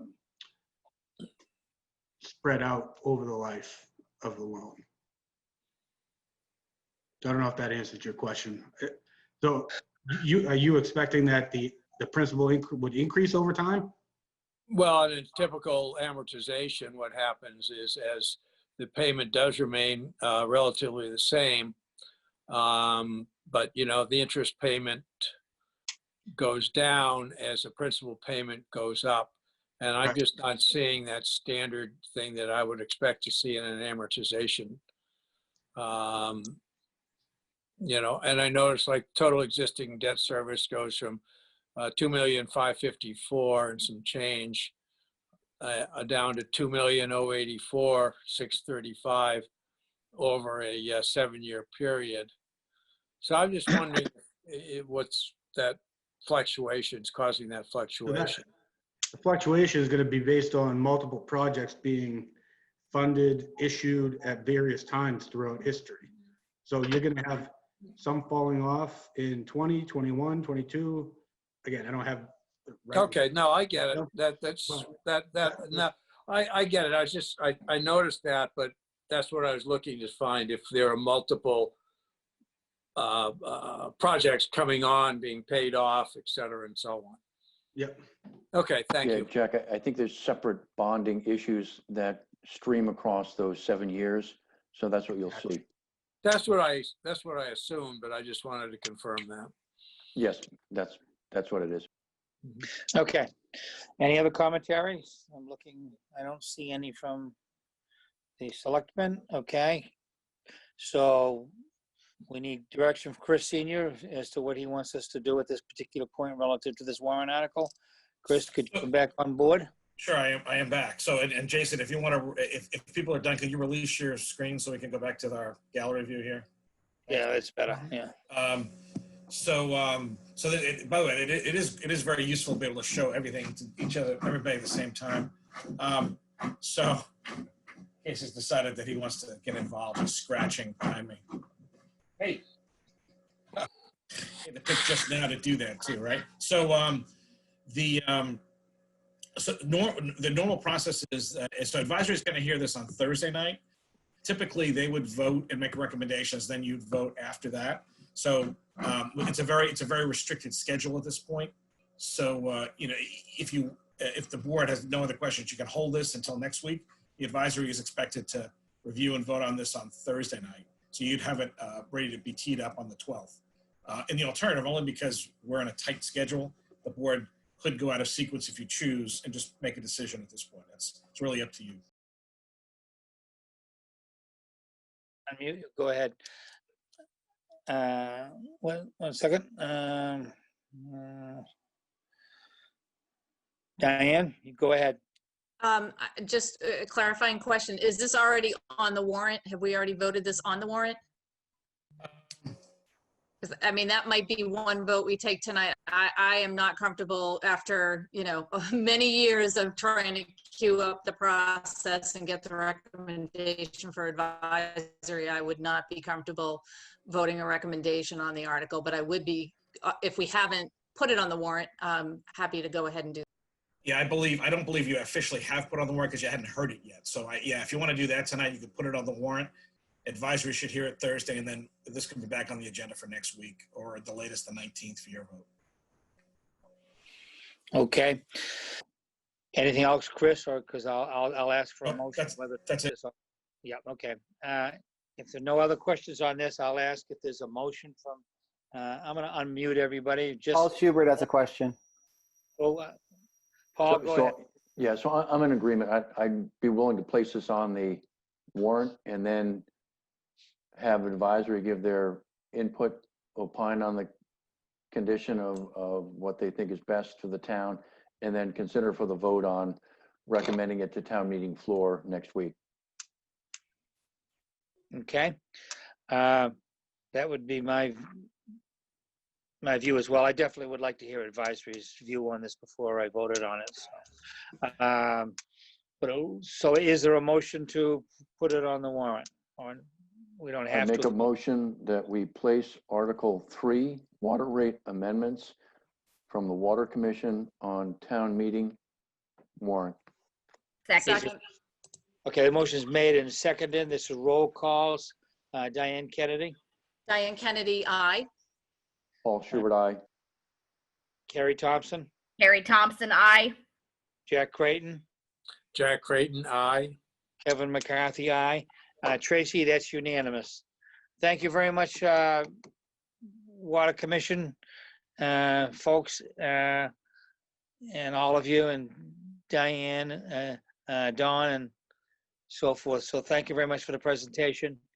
We'll now go on to the next article of consideration, which is Article 24, if you want to get that up on your papers. And Article 24 is related to the schematic design for Town Hall. And that'll be presented to us by the Town Hall Building Committee. And just to frame it, after we hear their presentation and any questions and so forth, we'll make the same kind of decision that we just did now relative to the water rate. We'll decide whether to put it on or not and who we want to hear from. So let's hear the presentation first. With that, I'll turn it to Chris to describe what's going to happen next. Okay, so we have the chairman, Phil Lair, tonight, along with Michelle Leary from the staff, Carolyn Coffey on the committee. Mark Welcome, Phil. Welcome, Michelle. Welcome, Carolyn. And Jason as well, who's been working on this from the staff. Welcome again, Jason. I believe Phil's going to kick this off. Sure. Thank you for having me. So I was asked to give an update for the Town Hall Building Committee. And I guess first off, I'd like to just show my appreciation for the leadership here in town. You know, from the town manager, select person's office, fire chief, police chief, emergency management, and the support staff. Feeling very thankful that we have the leadership that we have in this town. So I just wanted to make sure I mentioned that. So we had 2 meetings in April via Zoom. We are moving along, although you know we're adjusting here with the current status of what's going on in our world. So we would like to continue through the summer and at least get something in hand so that we can know what direction to actually head in come the fall. So some of the things that have been going on is we hired a new owner's project manager. The name is Vertex is the company. They started in early April. We had the architectural RFQ process that was completed. We hired a company by the name of Johnson Roberts and Associates. There's a couple of a great, you know, with these 2 companies in our Town Hall Building Committee, it just seems like a really good team. So we're hoping to be able to continue on. The architectural walkthrough went through the Town Hall. That was end of April, April 24th. The next up, it would be the programming of the new space. And certainly the COVID-19 has made us rethink about some of the design and proceedings of how we go about some of the space needs and how they'll be used and how many will be used and so forth and so on. So that's changed our outlook a little bit. So now we talk about the funding of moving forward. We'd like to get through the summer to the fall. If all goes as we might expect, we'll have a fall town meeting. Currently, we have 68,000 in our account, and the CPC has recommended 200,000 be appropriated for the town hall project. We'd like to use 75,000 of that to go towards the design development. And with the 75 and the 68, that would give us enough money to get us through the summer and give us something substantial to have in our hands, so that come the fall we would know a direction. So that's sort of where we are now. I'm sure you have some questions. If I could just clarify, Phil, so the board understands, it sounds like that we're not going to need, so you're proposing we don't really need to have Article 24 on the warrant now, if the CPC funding will be sufficient. That could just be handled that way. At this point, right. The CPC unanimously voted to give Town Hall Building Committee 200,000 to start out. We can use part of that in the design phase. We'll have enough to get us through the summer, along with what's left over in our account now. Just a question, do you have that now in your account? So there's no need to vote even that at town meeting from the CPC, is that correct? We do not have that yet. So so in other words, what it would be is the vote, a vote for money to support what you're doing would have to come at town meeting from the CPC funding, is that correct? Right. Okay. Yes. There are a couple questions. Diane Kennedy first. That was my question. So presumably CPC has $200,000 that they're going to recommend for this town meeting warrant. Correct. Got it. Thanks. Okay, Jack Creighton. Wait, Jack. Go ahead, Jack. Okay. Yeah.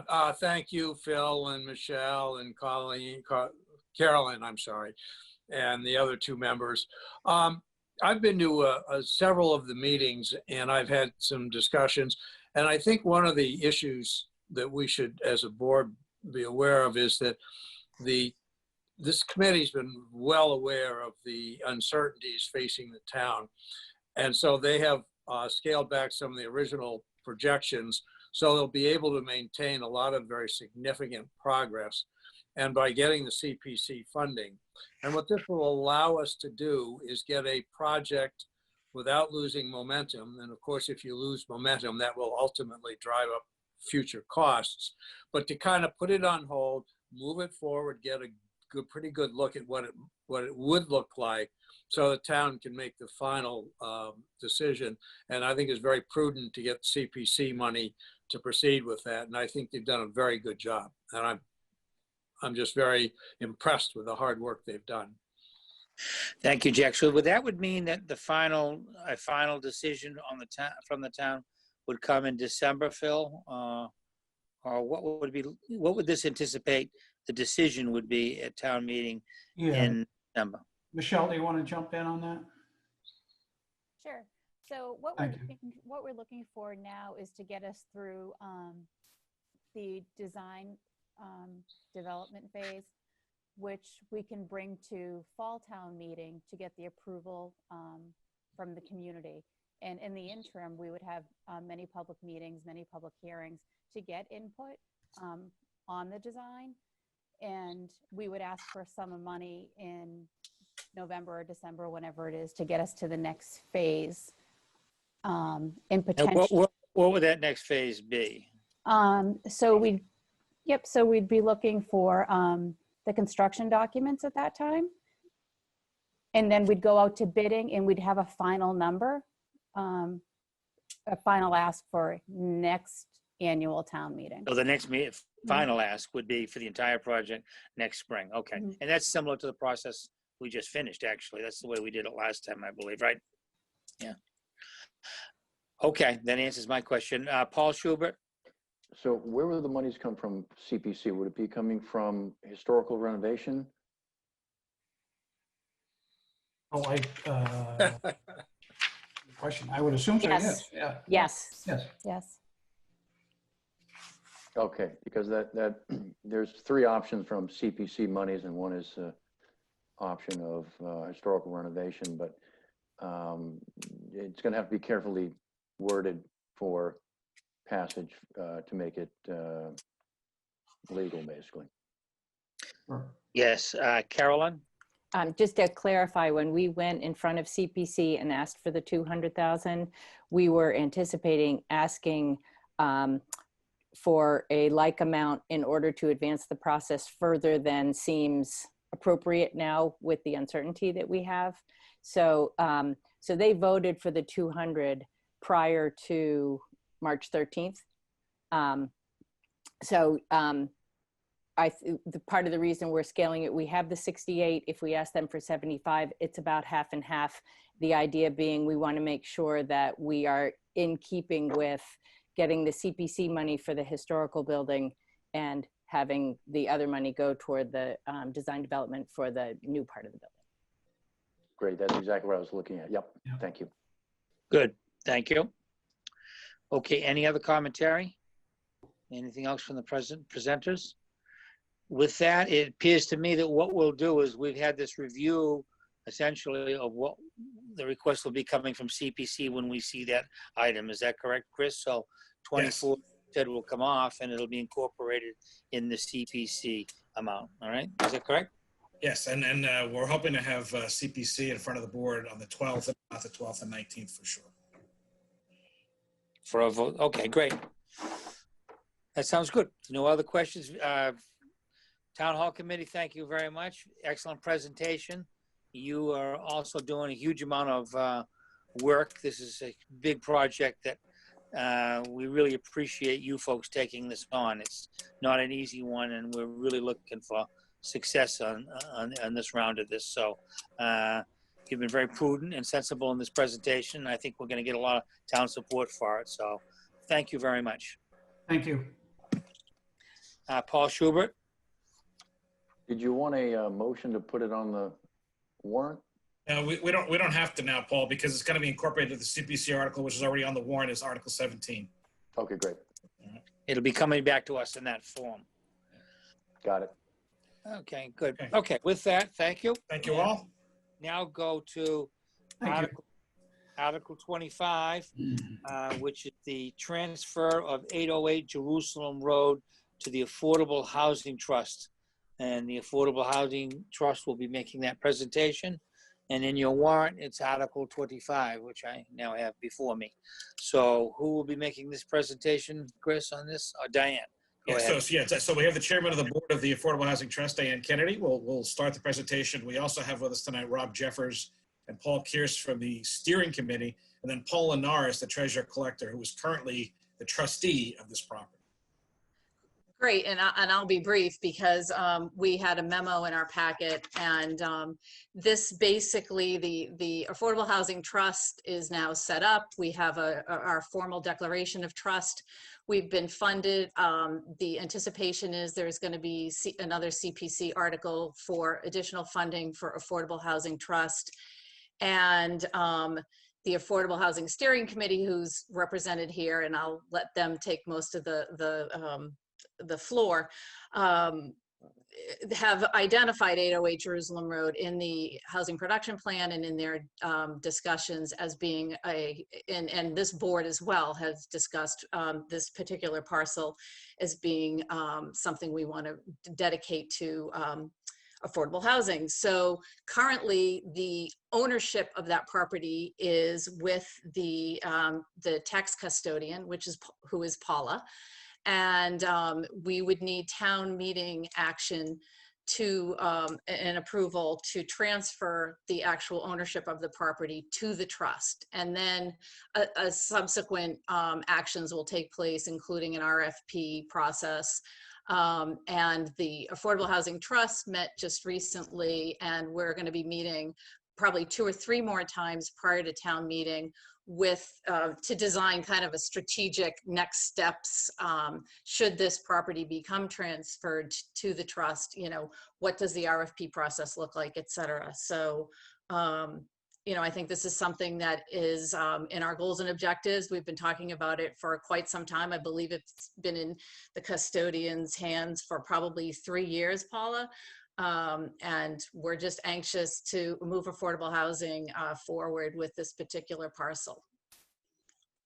So I turn it over to whomever, Rob or Paula. Or...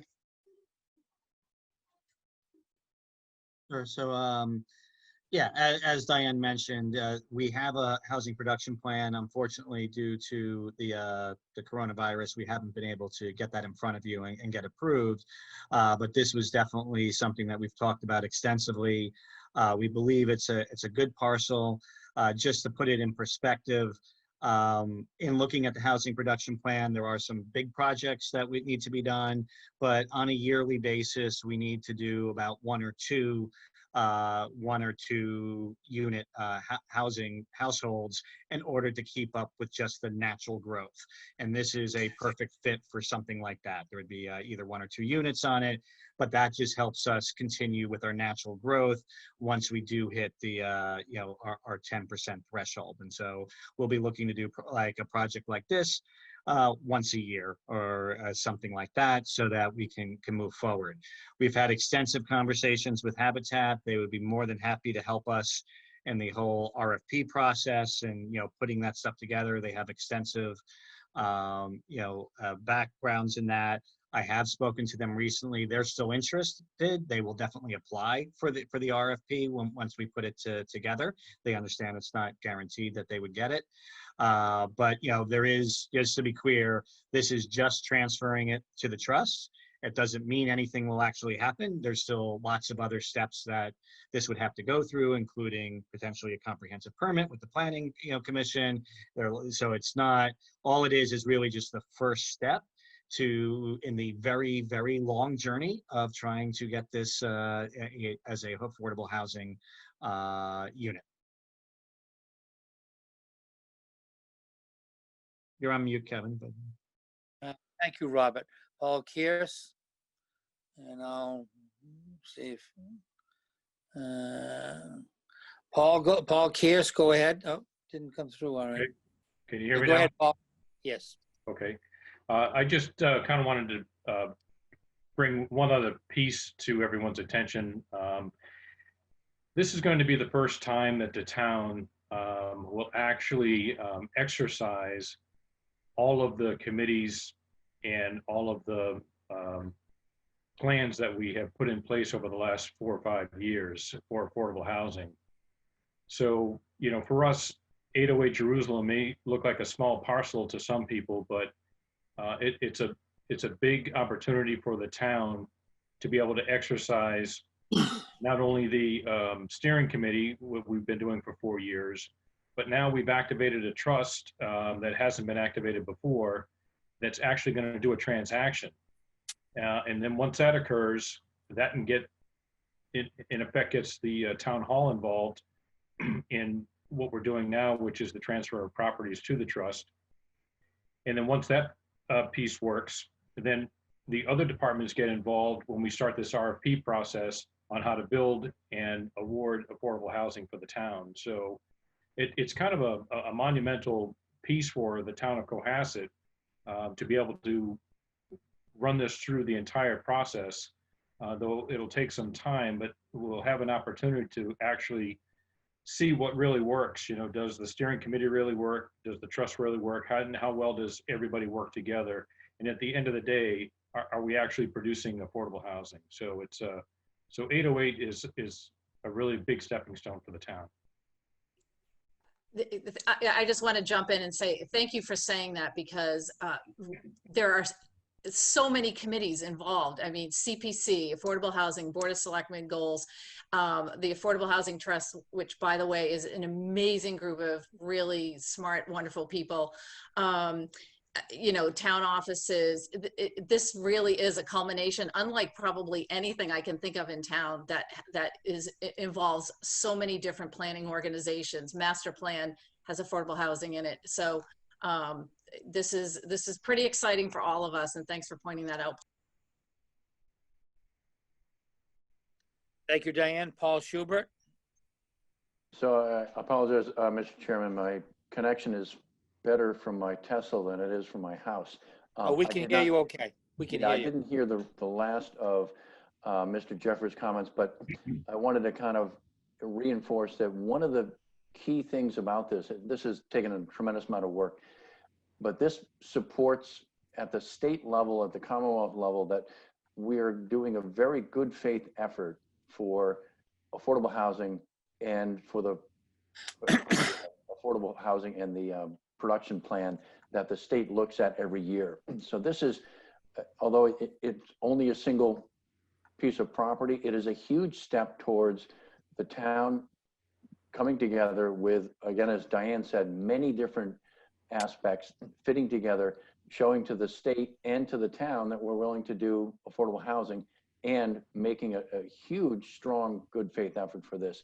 This is the sort of thing that every year we'll be looking, like Mr. Jeffers said, every year a few pieces of property, a few units, and maybe a large group may come on board to help us above that 10%, protecting the local control for development of the town. Thank you, Paul. Jack Creighton. Jack, go ahead. Okay, thank you. Congratulations, good work. You know, I was on the original task force steering committee, and Rob worked hard, and Paul worked hard, and a lot of other people worked hard. It's just amazing to watch as the roadblocks were uncovered, dealt with. We got the trust reactivated. Diane is heading that up, doing a very good job on that. The one thing that I would want to point out that is important, that would make sure that we have at least 2 units in this, because understand that every unit is just very important for our overall, you know, housing goals. At number 1 keeps us below the 10%, which is very, very important. The other thing is another unit of housing, and we can do that on 808. So I would just say that we ought to make sure that we condition this in some manner to ensure that there's 2 units at 808, and beyond that, everybody who's worked so hard, congratulations, you've done an excellent job. Thank you, Jack. Any other commentary? Okay, with that, Chris, do you want to lead us through what decision we need to make here? So on this one, the board needs to formally vote to place this article on the warrant. And then I guess the new article, well, you don't have to worry about the article number, but it's got to be 24 instead of, so we just eliminate Article 24. This will be the new Article 24. Okay, do I have a motion to put this article that we just discussed onto the warrant? So moved. I make a motion that we place Article 24, transfer of 808 Jerusalem Road to the Affordable Housing Trust, AHT. Second. Motion's made and seconded. Roll call vote. Diane Kennedy. Diane Kennedy, aye. Paul Schubert. Carrie Thompson. Carrie Thompson, aye. Jack Creighton. Jack Creighton, aye. Kevin McCarthy, aye. Tracy, that's unanimous. Congratulations to the board. Yes, excellent, excellent presentation. Now the next question, though, Chris, might come. Do we want to make any further vote on this, or Well, we need to get from advisory on this too? Yeah, this is going to go advisory again on Thursday night. So to follow the practice, they'll vote, and then this will come back to you either the 12th or the 19th. Okay, that's very good. Affordable housing, excellent presentation, very good. Town, Well very, done. very good. And I do report the fact that this has been a long struggle to get through this first process, but as has been said, this is learning the skills so that we'll get better and better and just start churning these out more rapidly. So excellent, very good start. Thank you. Thank you. Thanks, everyone. Yes. Okay, next we have a review of remaining warrant articles and a review of, you probably want to talk about the warrant in general too, I imagine, Chris. But I'll turn this section over to you. So I promise to keep this actually fairly short. So the board has actually done a lot of, I mean, all of the kind of common annual ones have already been voted. And so what we're going to be doing, so Don, there's Don again. So Don and I have been working on, I should say Don and I have been talking, and Don's been actually working the updates to a couple of the articles. The budget we've talked about, we'll get to that in a minute. And then the one-time costs, the stabilization funds, that's all going to be, we're going to be giving updates to the advisory committee on Thursday and again, so that'll be returning to you hopefully, if not next Tuesday, the following Tuesday. So the one article that I can't seem to find, though I wrote down that you voted in favor of it, I can't, it's of when it happened, is Article 18, which is the implementation of the Cohasset Community Electrical Aggregation Plan. I'm fairly confident that you all voted in support of it. I know it's on the warrant. And only because we're here, I'd rather have you vote on it twice than not at all. So the advisory committee voted unanimously to support it. This is actually the next phase of the aggregation plan. I know that they presented it to you folks.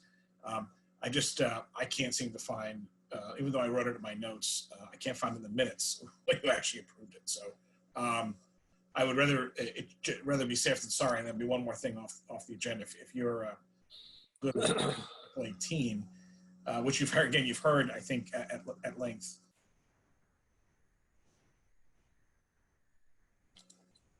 You're muted, Kevin. When you mute yourself. Thank you very much. And Tracy, I have an update from Tracy. 1 second. Okay, you did vote it on March 10th, so never mind. You're all set. we voted it on the warrant, and we voted recommendation. And you voted to recommend it. You voted to recommend it on March 10th, so we're all good. And I know this is extraneous, but I see the Alternative Energy Committee's obviously voted on it. It's not They on did. Yes, we have their vote too. We just have to put it on the warrant. Okay, so it's on the warrant and it's been unanimous. Okay, that's fine. Yeah, so you're all set. Now the other kind of stragglers that are on here, we need to get through advisory first. Like for example, changing the name of the Board of Selectmen to Select Board. I figure you'll probably vote for that, but we still have to have that heard by the advisory committee, same with the Board of Health. So there's just a couple of things that are. There's a busy agenda for advisory on Thursday, so that should wrap that up. So what I really want to pivot to would be the question on the budget. And again, while this is going to need to be voted on by advisory, we had presented when we met last week where we were. It was third quarter, fourth quarter, where we're projected for next year. And there was a fairly substantial for next year of almost $600,000. Can I interrupt you? I apologize. Have we gone on to the next topic, the budget? Yeah, I'm sorry. Does anyone, because I think we're good on the warrant at the moment. Yeah. Anything else on the warrant? Okay. With that, if you don't mind, we'll move to the public seg to a review, budget review for fiscal year 21, which is the upcoming budget. And with that, we have Finance Director Don Piet. Also, Paul and Harris is here too, in case she's contributing. So that's the subject we're on. Go ahead, Chris. Actually, I'll give some good news. If you want to give us just a quick update, Paul, on the tax collection, so the board is up to date. Unmute. You're unmuted. Yep. I did some comparison year over year through collections through May 3rd, Sunday. We had collected $36.6 million, which is 91.3%, which is pretty darn good considering we pushed out the due date for another month. Just by comparison, last year as of 5/3, we had collected $37.3 million, which is 96.6% of the taxes that we had billed last year. So we are off by a little over 5%, so which is about $2 million. So certainly our worst case scenario did not happen. We're in much better shape from that perspective than we could have been, and maybe some communities are. In motor vehicle, we billed $1.57 million, and we've collected all but $204,000 for 87%. And last year at this time, we had billed 1.49 million, and we had collected all but 62,000 for about 95.9%. Now, I will tell you with the motor vehicle, the bills went out, some of the bills went out a little bit later. So that's part of the lag, and obviously the current situation we're in has to do with that as well. But we have $142,000 to collect in motor vehicles. So, in speaking with Don and Chris, I think we're pretty happy with that. You know, people who were able to pay did pay. So, and I'm sure over the next month we'll get more in as well. Good. Any questions for Paula on that? Okay, go ahead, Chris. All right, thank you. I just wanted you to all get an update on where we are. So we're in pretty good shape. So I want to pivot to what we talked about with Don last week, which is the adjustments to the budget. Do you want me to put that up on the screen, Don? Okay. This was circulated to all of you earlier. Hold on a second. Give me a second.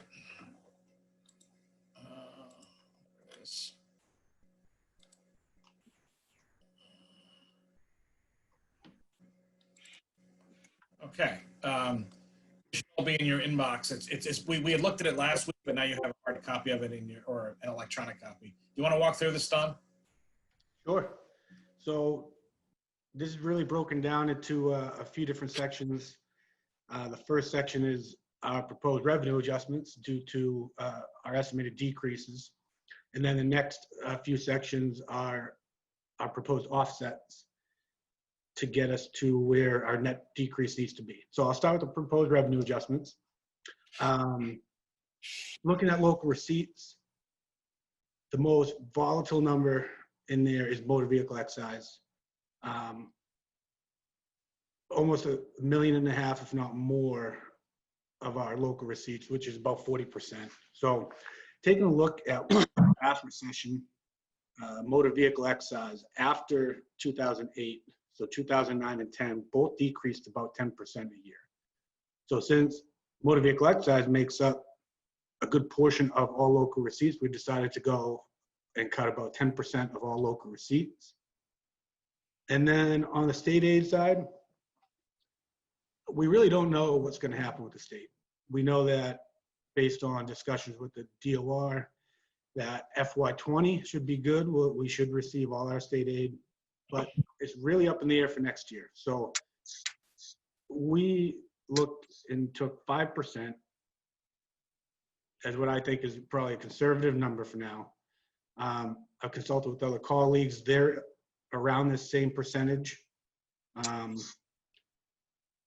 It's just, state aid is just so tough without knowing what's going to happen. I was on a call today with, it was small towns, business managers or town managers and mayors. And Sean Cronin from the DOR, again, still is unsure about where state aid will be. They don't even know if the state will have a budget number by July 1.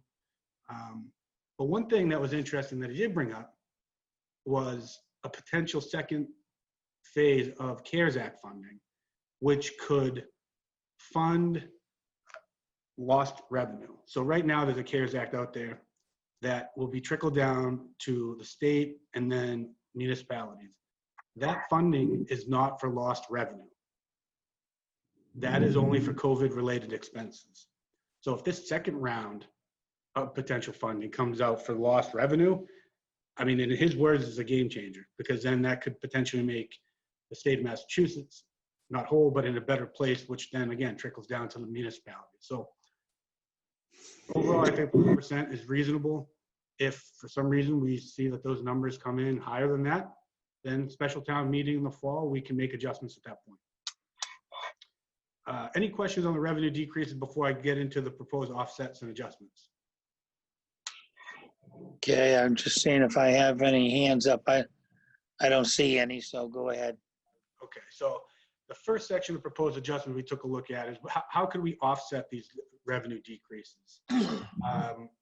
One area that I looked at were our reserve funds. And there is a reserve fund that we have not been utilizing for whatever reason since I want to say fiscal year 06. It's called a pension reserve fund. And now we've had about at this point, about $380,000 in that fund. And so my thought is we could use about $200,000 this year to offset and essentially offset our pension expense with that revenue. That would leave us with about 180 going forward in this reserve fund. So if next year we need an additional injection of funding, we could tap that again for next year. Or if because of the economy, our pension assessment goes up, we still have money in this fund to help offset any future increase. The second adjustment is our OPEB transfer that we do at annual town meeting. Now, we've worked in the last couple of years to increase this base transfer from 100 to 150, which we've done in the last 2 years.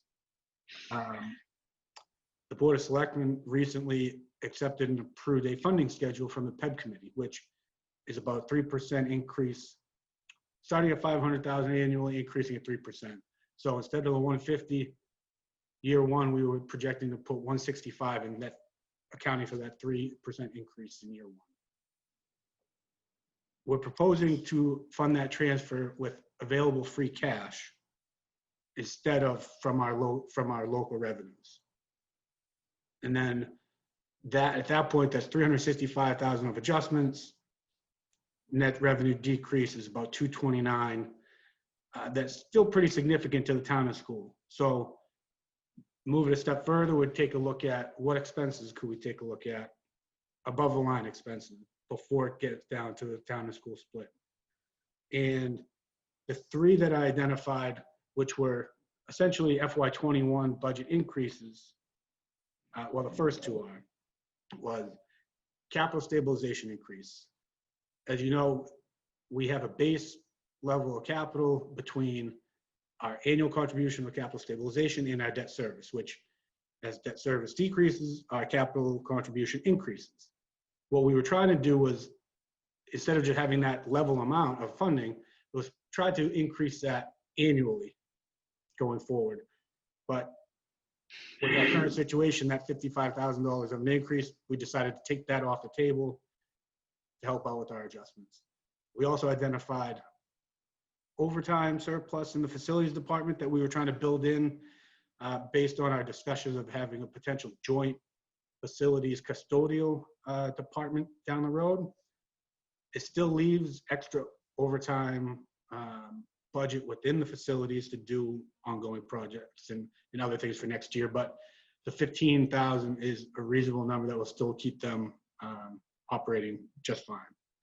And then the last adjustment is to remove our transfer to stabilization, our annual transfer. So we do 50,000 annually, and then based on free cash, we do another one in fall town meeting. So essentially removing that transfer, instead of putting money in, we're just gonna bring that transfer down to zero, and that gets us to about $110,000 of net revenue decrease that trickles down to the town and school, split based on our allocation of 39% to the town and 61% to the school. Which on the town side is about 43,000, and on the school is 67. You'll see that at the bottom right corner. I've gone through all of our town side budgets. I've identified areas that we can make that work without impacting our salaries and staffing. And discussions with school business manager and the school folks, their respective decrease of 67 should be, they should be able to handle within their budget as well. So this is where we're at as of now. I'm proposing it to you folks, and I'd like to hear any questions. On the Don, on the OPEB transfer, I think it went off the screen now, but it was 150,000, I believe. Yeah, 165,000. That would probably mean that in the fall town meeting, we're probably going to have less cash than we usually do to fund our other stabilization funds. Is that correct sort of way of looking at that? In other words, we're using up the cash now, but it won't be available in the fall where we usually have, upwards of $1 million. Well, we actually had a really good year in 19 for free Right. cash. So we're actually going into town meeting with $530,000 of available free cash to appropriate. And now, even with our one-time costs that we've talked about, or that we'll be updating you guys next week, and including the 165, this will still leave us with available free cash at the end of the year with in the range of 75 to 100,000. In prior years, we've ended with almost zero. Last year, I think we ended the end of the year with about $11,000 in free cash, and still, based on the year going well, we were able to generate the 1.5 that we started FY20 with. So I wouldn't say that would be a reason. I think based on our current budget situation, I think we should be closing the year in a pretty good shape that will allow us to continue our capital, our stabilization transfers, and our other normal operating business at fall town meeting. Good. All right, I see Jack Creighton has a question. Jack, can you, let me see if, okay, Jack, go ahead. Can you hear me? Yes. Good. Yeah, thank you, Don. Can you speak about, I believe the OPEB is still not fully funded and the pensions, are we fully, I don't believe we're fully funded on either of those accounts. Can you tell me where we are? We are not fully funded on either account, you're right. OPEB, God, I don't have the number in front of me. I think it's like 6% funded as of 6/30/19. What was that figure again? How much funded? I think it was 6%. 60 or 6? No, 6%. And I think the last valuation for the pension system, they were somewhere around 65% or maybe in the low 60s. So and every year this obligation increases. So what you're proposing is not only are you lowering the amount that we're going to decrease that, but in any given year, the town's obligations for OPEB and pensions increase? Could you repeat that question? I'm sorry. I just want to make sure that I answer it right. Yeah, all right. Every year are the town's obligations for the pensions and OPEB increases, correct? Yes. And yes. we're not putting enough money in to meet that increase and to lower our overall obligation. So right now, based on what the board heard a couple months ago and accepted that funding policy, we're expecting to fully fund OPEB, I want to say close to 2030. Right. So each year, as we increase these percentages, we're knocking down that, or we're trying to knock down that curve. So instead of 6%, hopefully we start to increase. Now, there are so many other outside factors that come into play with this and pension. How our investments go. Yes. That has a significant impact. Changes in mortality tables, changes in how actuaries do their assumptions. Well, what did the, for example, what did the stock market significant decline, in March? What did that do to our pension reserves? So our pension is through Norfolk County, the Norfolk County pension system. Right. So what did that do to their overall investment? I don't know for the month. I mean, hopefully, I know we had some tough investment returns in March and February. Hopefully they'll start to rebound. I don't know when, but again, the system will look at it annually to assess the actual return versus expected.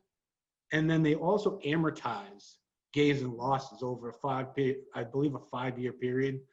So they smooth out those gains and losses so that it doesn't make our pension assessment spike in either direction. So I don't have an answer on how that will affect us right now.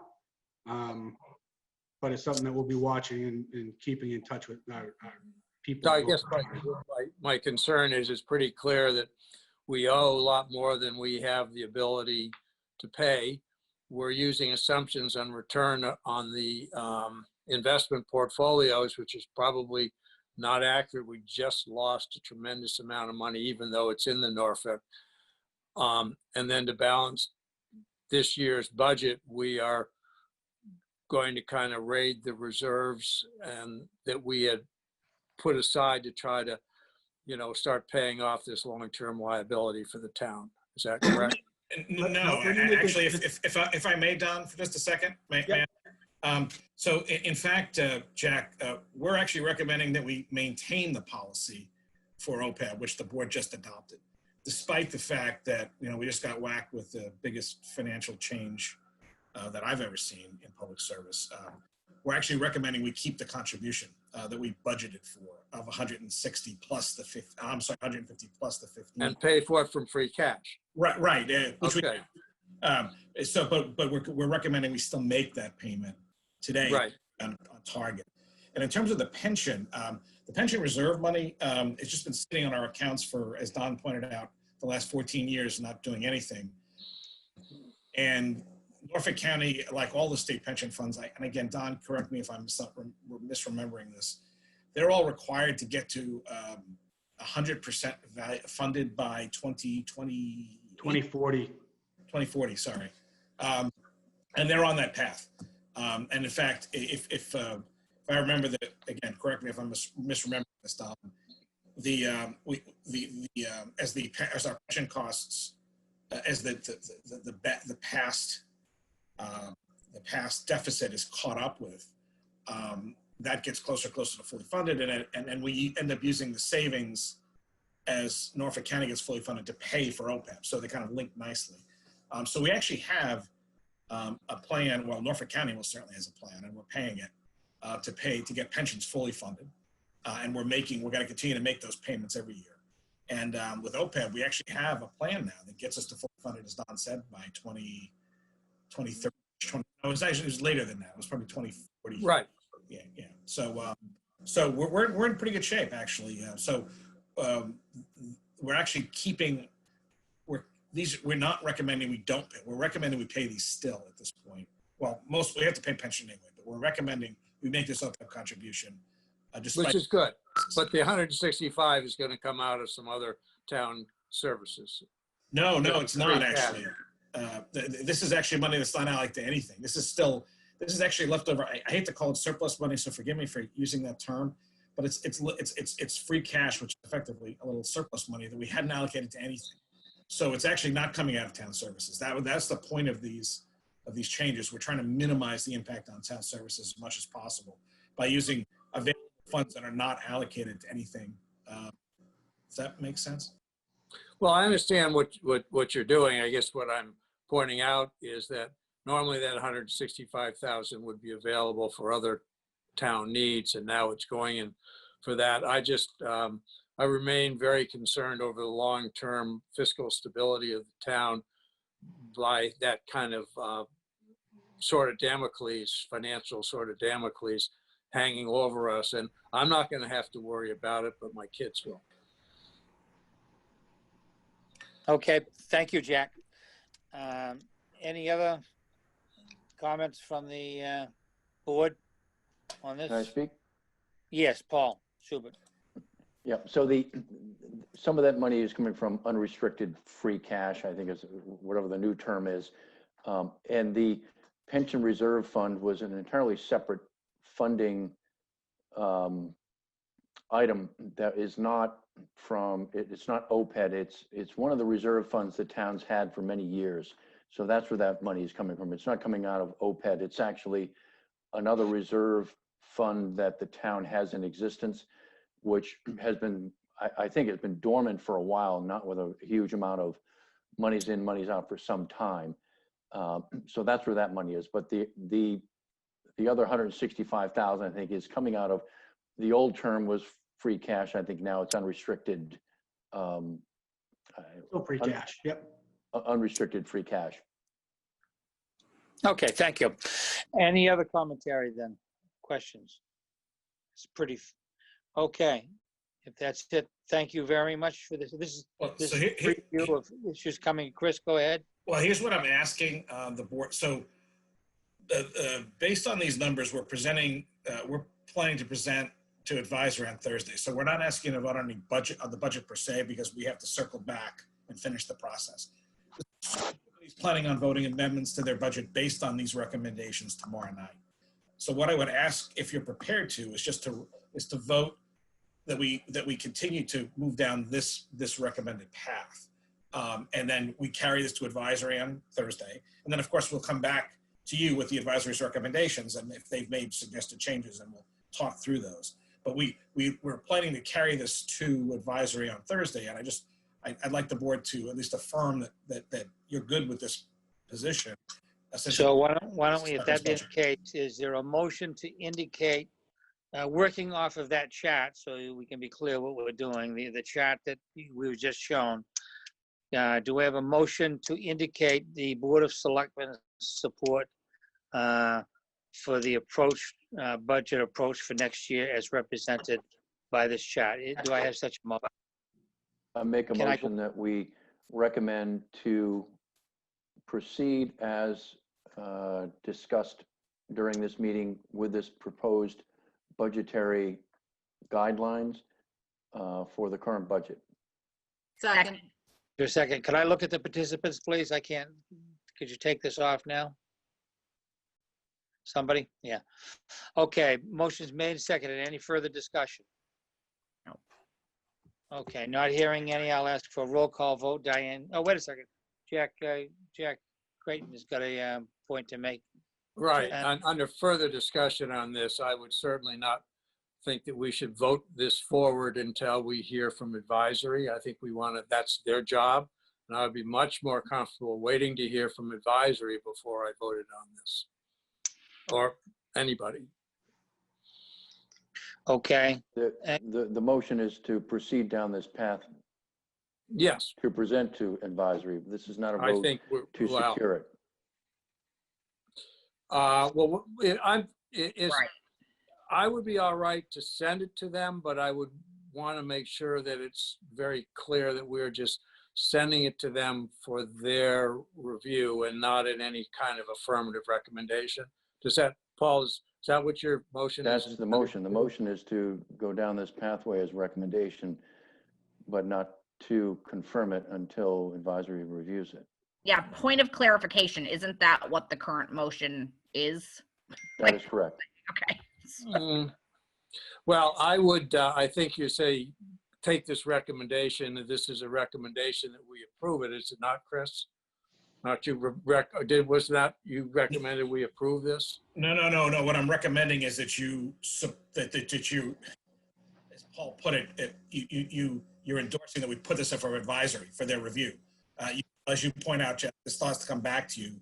But I don't want to carry this as just Don and I's proposal. I want to say the Board of Selectmen has voted for you to consider this. Now, you may come back and say we've thought more, and you're going to have advisors input. I just don't want to carry this solely as Don and my proposal, because at the end of the day, this is a decision that's not ours. It's yours. And again, I don't want to be a nitpicker, but I want to make it very clear that we are deferring our recommendation for advisory to look at it, and I'm a little uncomfortable. So I understand what the rest of the board is there, and if you want to move forward, I would just abstain from this or vote nay. Not that I'm necessarily opposed, but I really do want to hear from advisory, and I don't want advisory to feel that we are recommending that they approve this as it's submitted. That's all.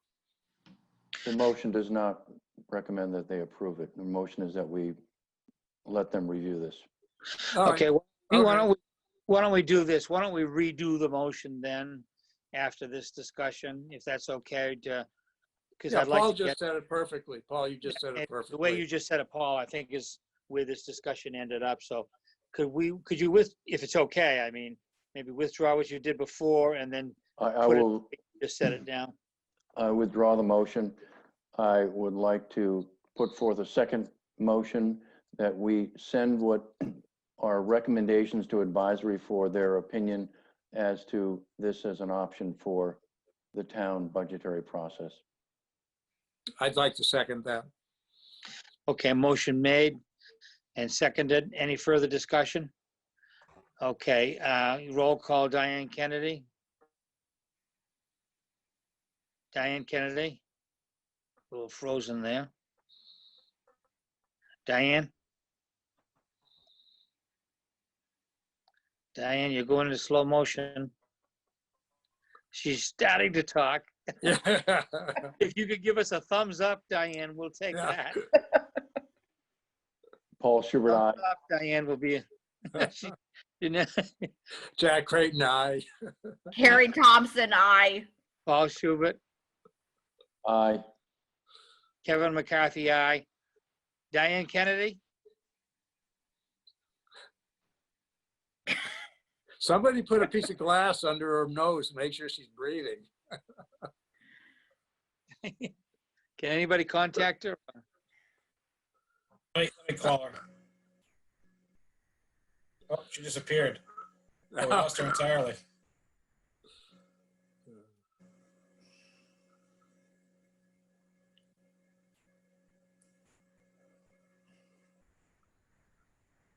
She's probably got to reconnect. Yeah. This is the problem I had.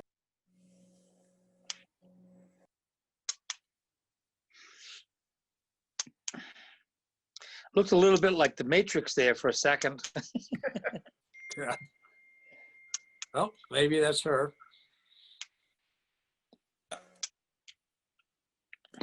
She's got to call in, Kevin. She said she would vote yes, but let me have her say that herself. She's got to try to call in because her internet connection kind of failed on her.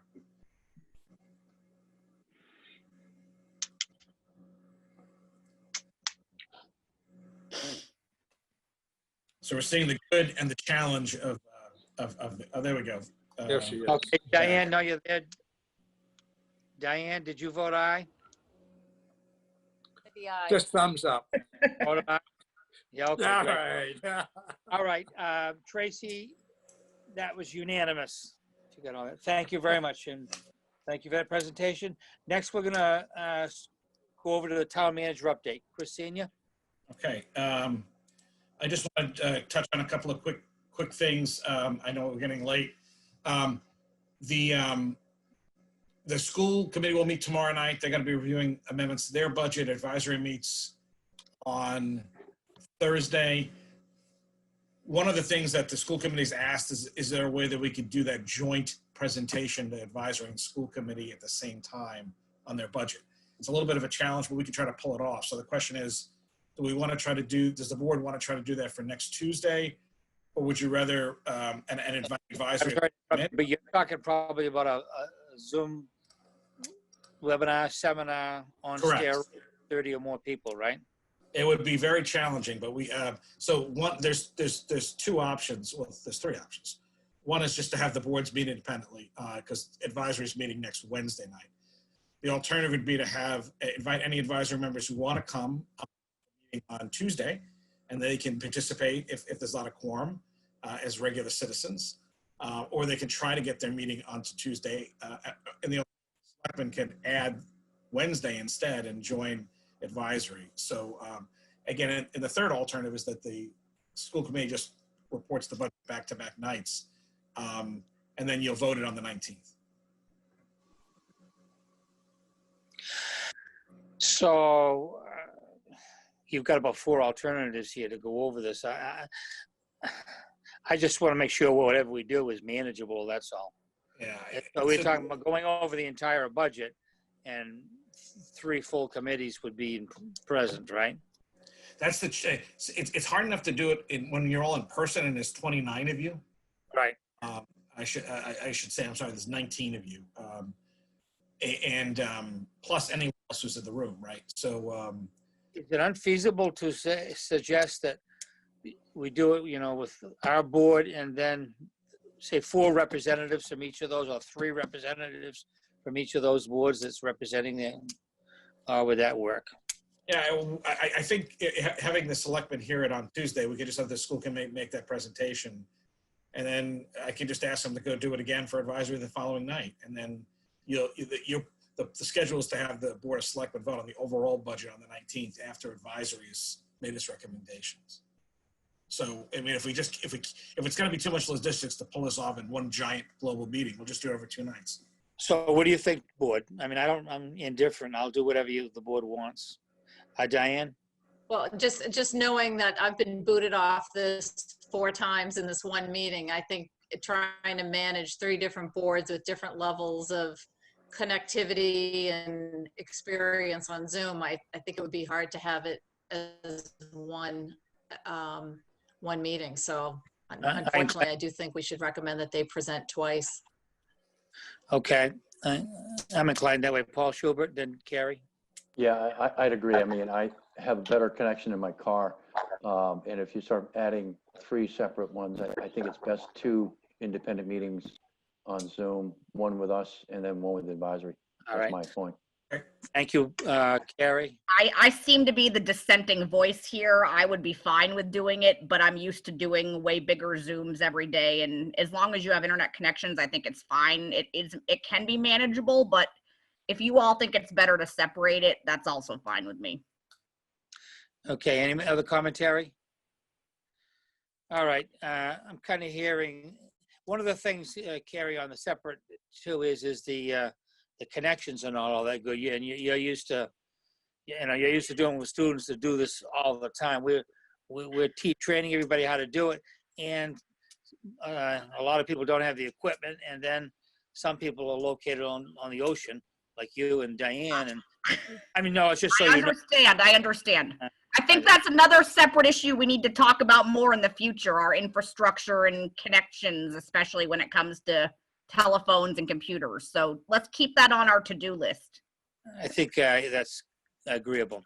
Okay, I don't think we need to take a vote on it. Chris, let's do the 2-night option. Yeah, I'm fine. For the reasons that we expressed, I don't feel a need to vote on that.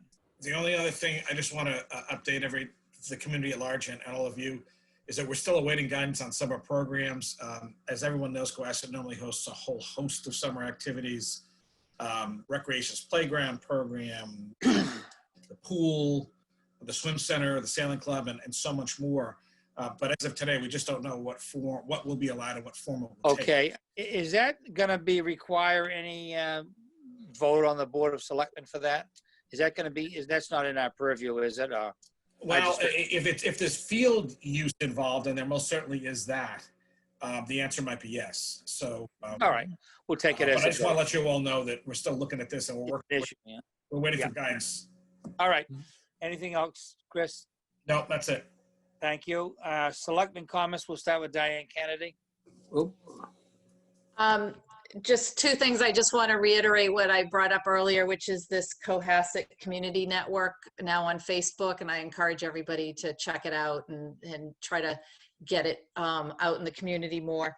And then I brought this up a few weeks ago, and I just want to make sure we keep it on our radar, which is the discussion of committees and committee appointments in June. I know we're under extraordinary pressure and time sensitivity, but for example, I think one thing we should look at and maybe get a report from the Master Plan Implementation Committee is reviving or at least defining parameters for an economic development committee.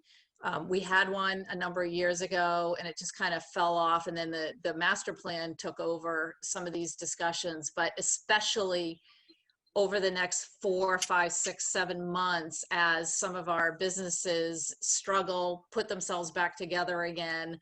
And we, as leaders in the community, try to retain the character of our town. I think it's really important that we have some minds together on an economic development committee or something similar to that to help usher what's next for Cohasset Village and 3A, because businesses are really struggling, and there's no structure right now for the town, the municipality, to have really a whole lot of impact in terms of just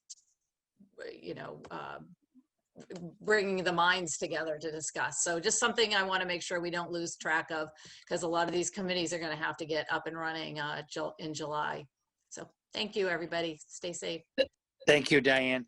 Let me see, Paul, Jack, your hand is up. Can you cover what it is in your comments, or do you want to talk now? Well, I'll wait to my comments, but. You're okay, all right. Paul Schubert?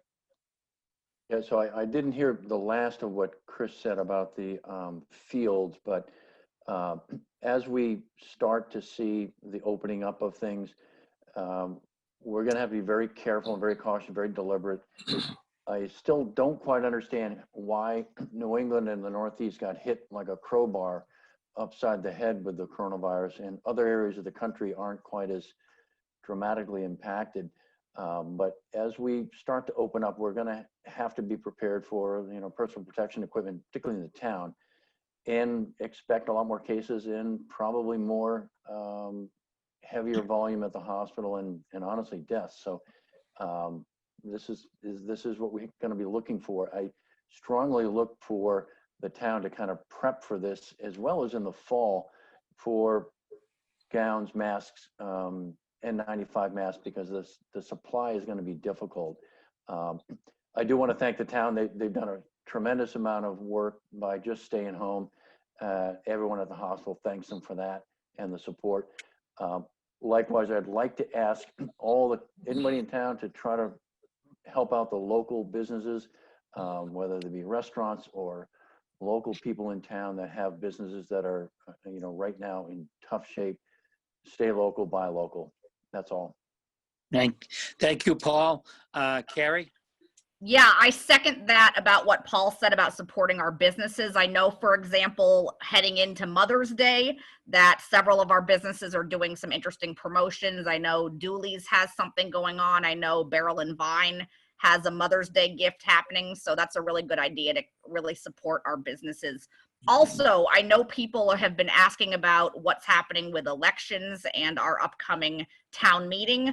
That is something I'm really worried about and thinking about, and something that I want to talk about with residents in the next couple weeks to see how we can best keep preserving our democracy and including everyone in as much as possible while still being safe and doing the social distancing that we need to. So that's something that I want to be working on in the next couple weeks. So stay tuned about that.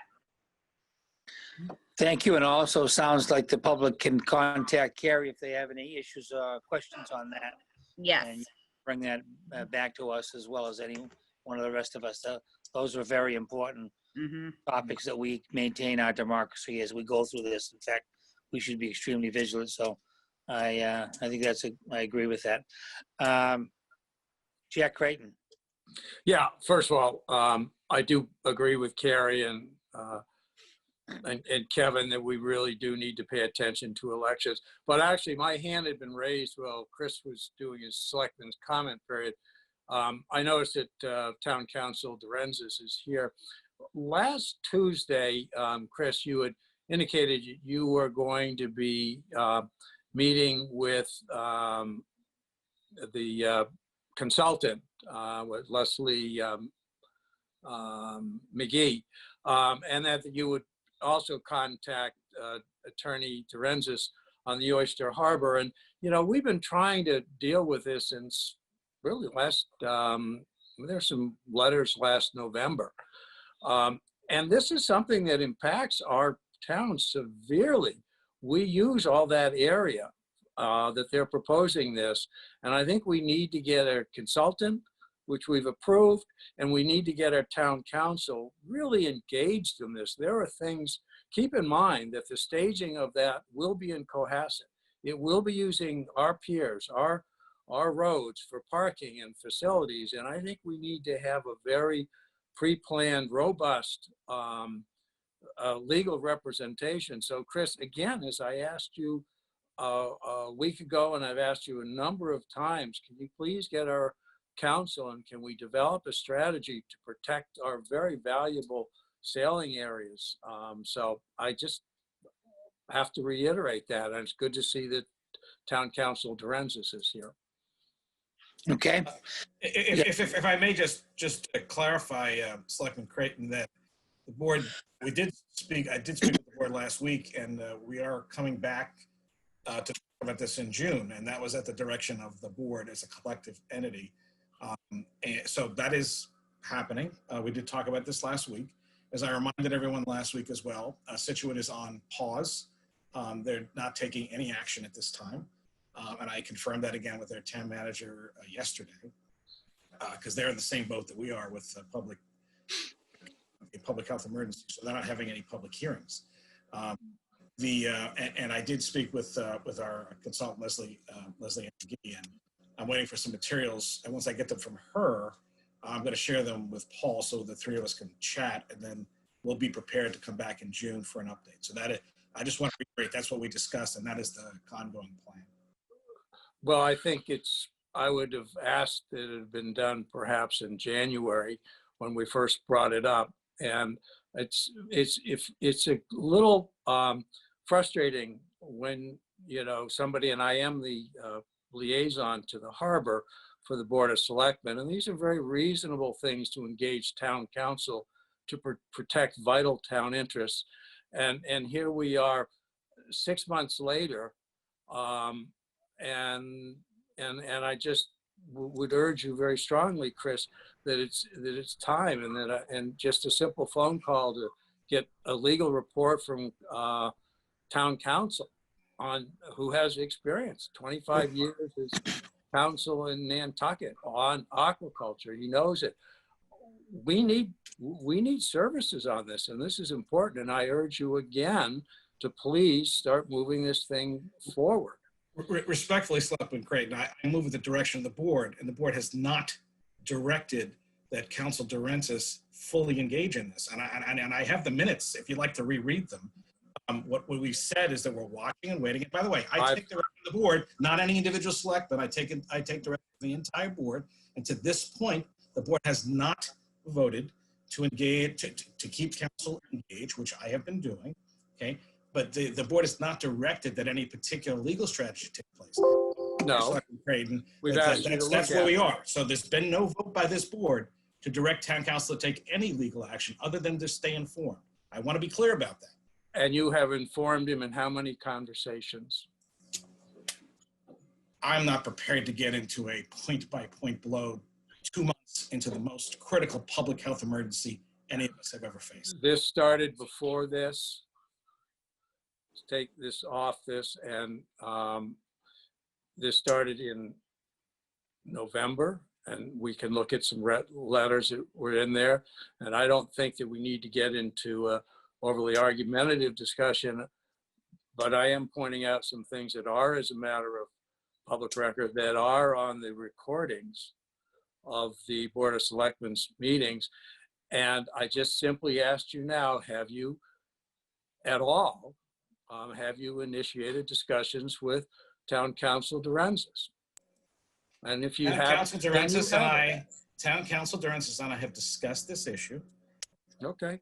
And for the last 2 months, all of our energies have been directed to the public health emergency. As I mentioned last week, our update, the board directed me to pull things together for a June update, and that's what we're doing. Right, so I want to bring this to fully express ourselves to everybody on this. One thing that's clear is that when the McGee report comes in, it's going to have been reviewed by Council Durensis, and what we agreed on is at that meeting, which will be after we do the warrant, which will be in June, we then will have Council Durensis and McGee and everybody here, at which time we'll read the entire report, and at which time the Board of Selectmen will give the direction that they decide to do relative to how much council is going to be involved or what the next steps are going to be. That we've definitively agreed upon. So let's conclude this discussion at that, if that's okay. Very good. Everybody fully expressed themselves enough? Okay.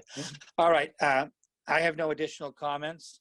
I also do not have any I don't have any topics that were reasonably anticipated within the last 48 hours. So consequently, I'll ask for a motion to adjourn. Second. It's a roll call, I guess. Diane? Diane Kennedy, aye. Paul Schubert? Paul Schubert, aye. Be safe. Carrie Thompson? Carrie Thompson, aye. Jack Creighton? Jack Creighton, aye. With that, I hereby adjourn the meeting. Thank you very much, folks. Another excellent meeting. Look forward to our next meeting, which will be next Tuesday, May 12th. And thank you, everybody, folks, and good night. Well Good done, night, Mr. everyone. Chairman. Done. Very done. Good night. Good night. Good night, everybody.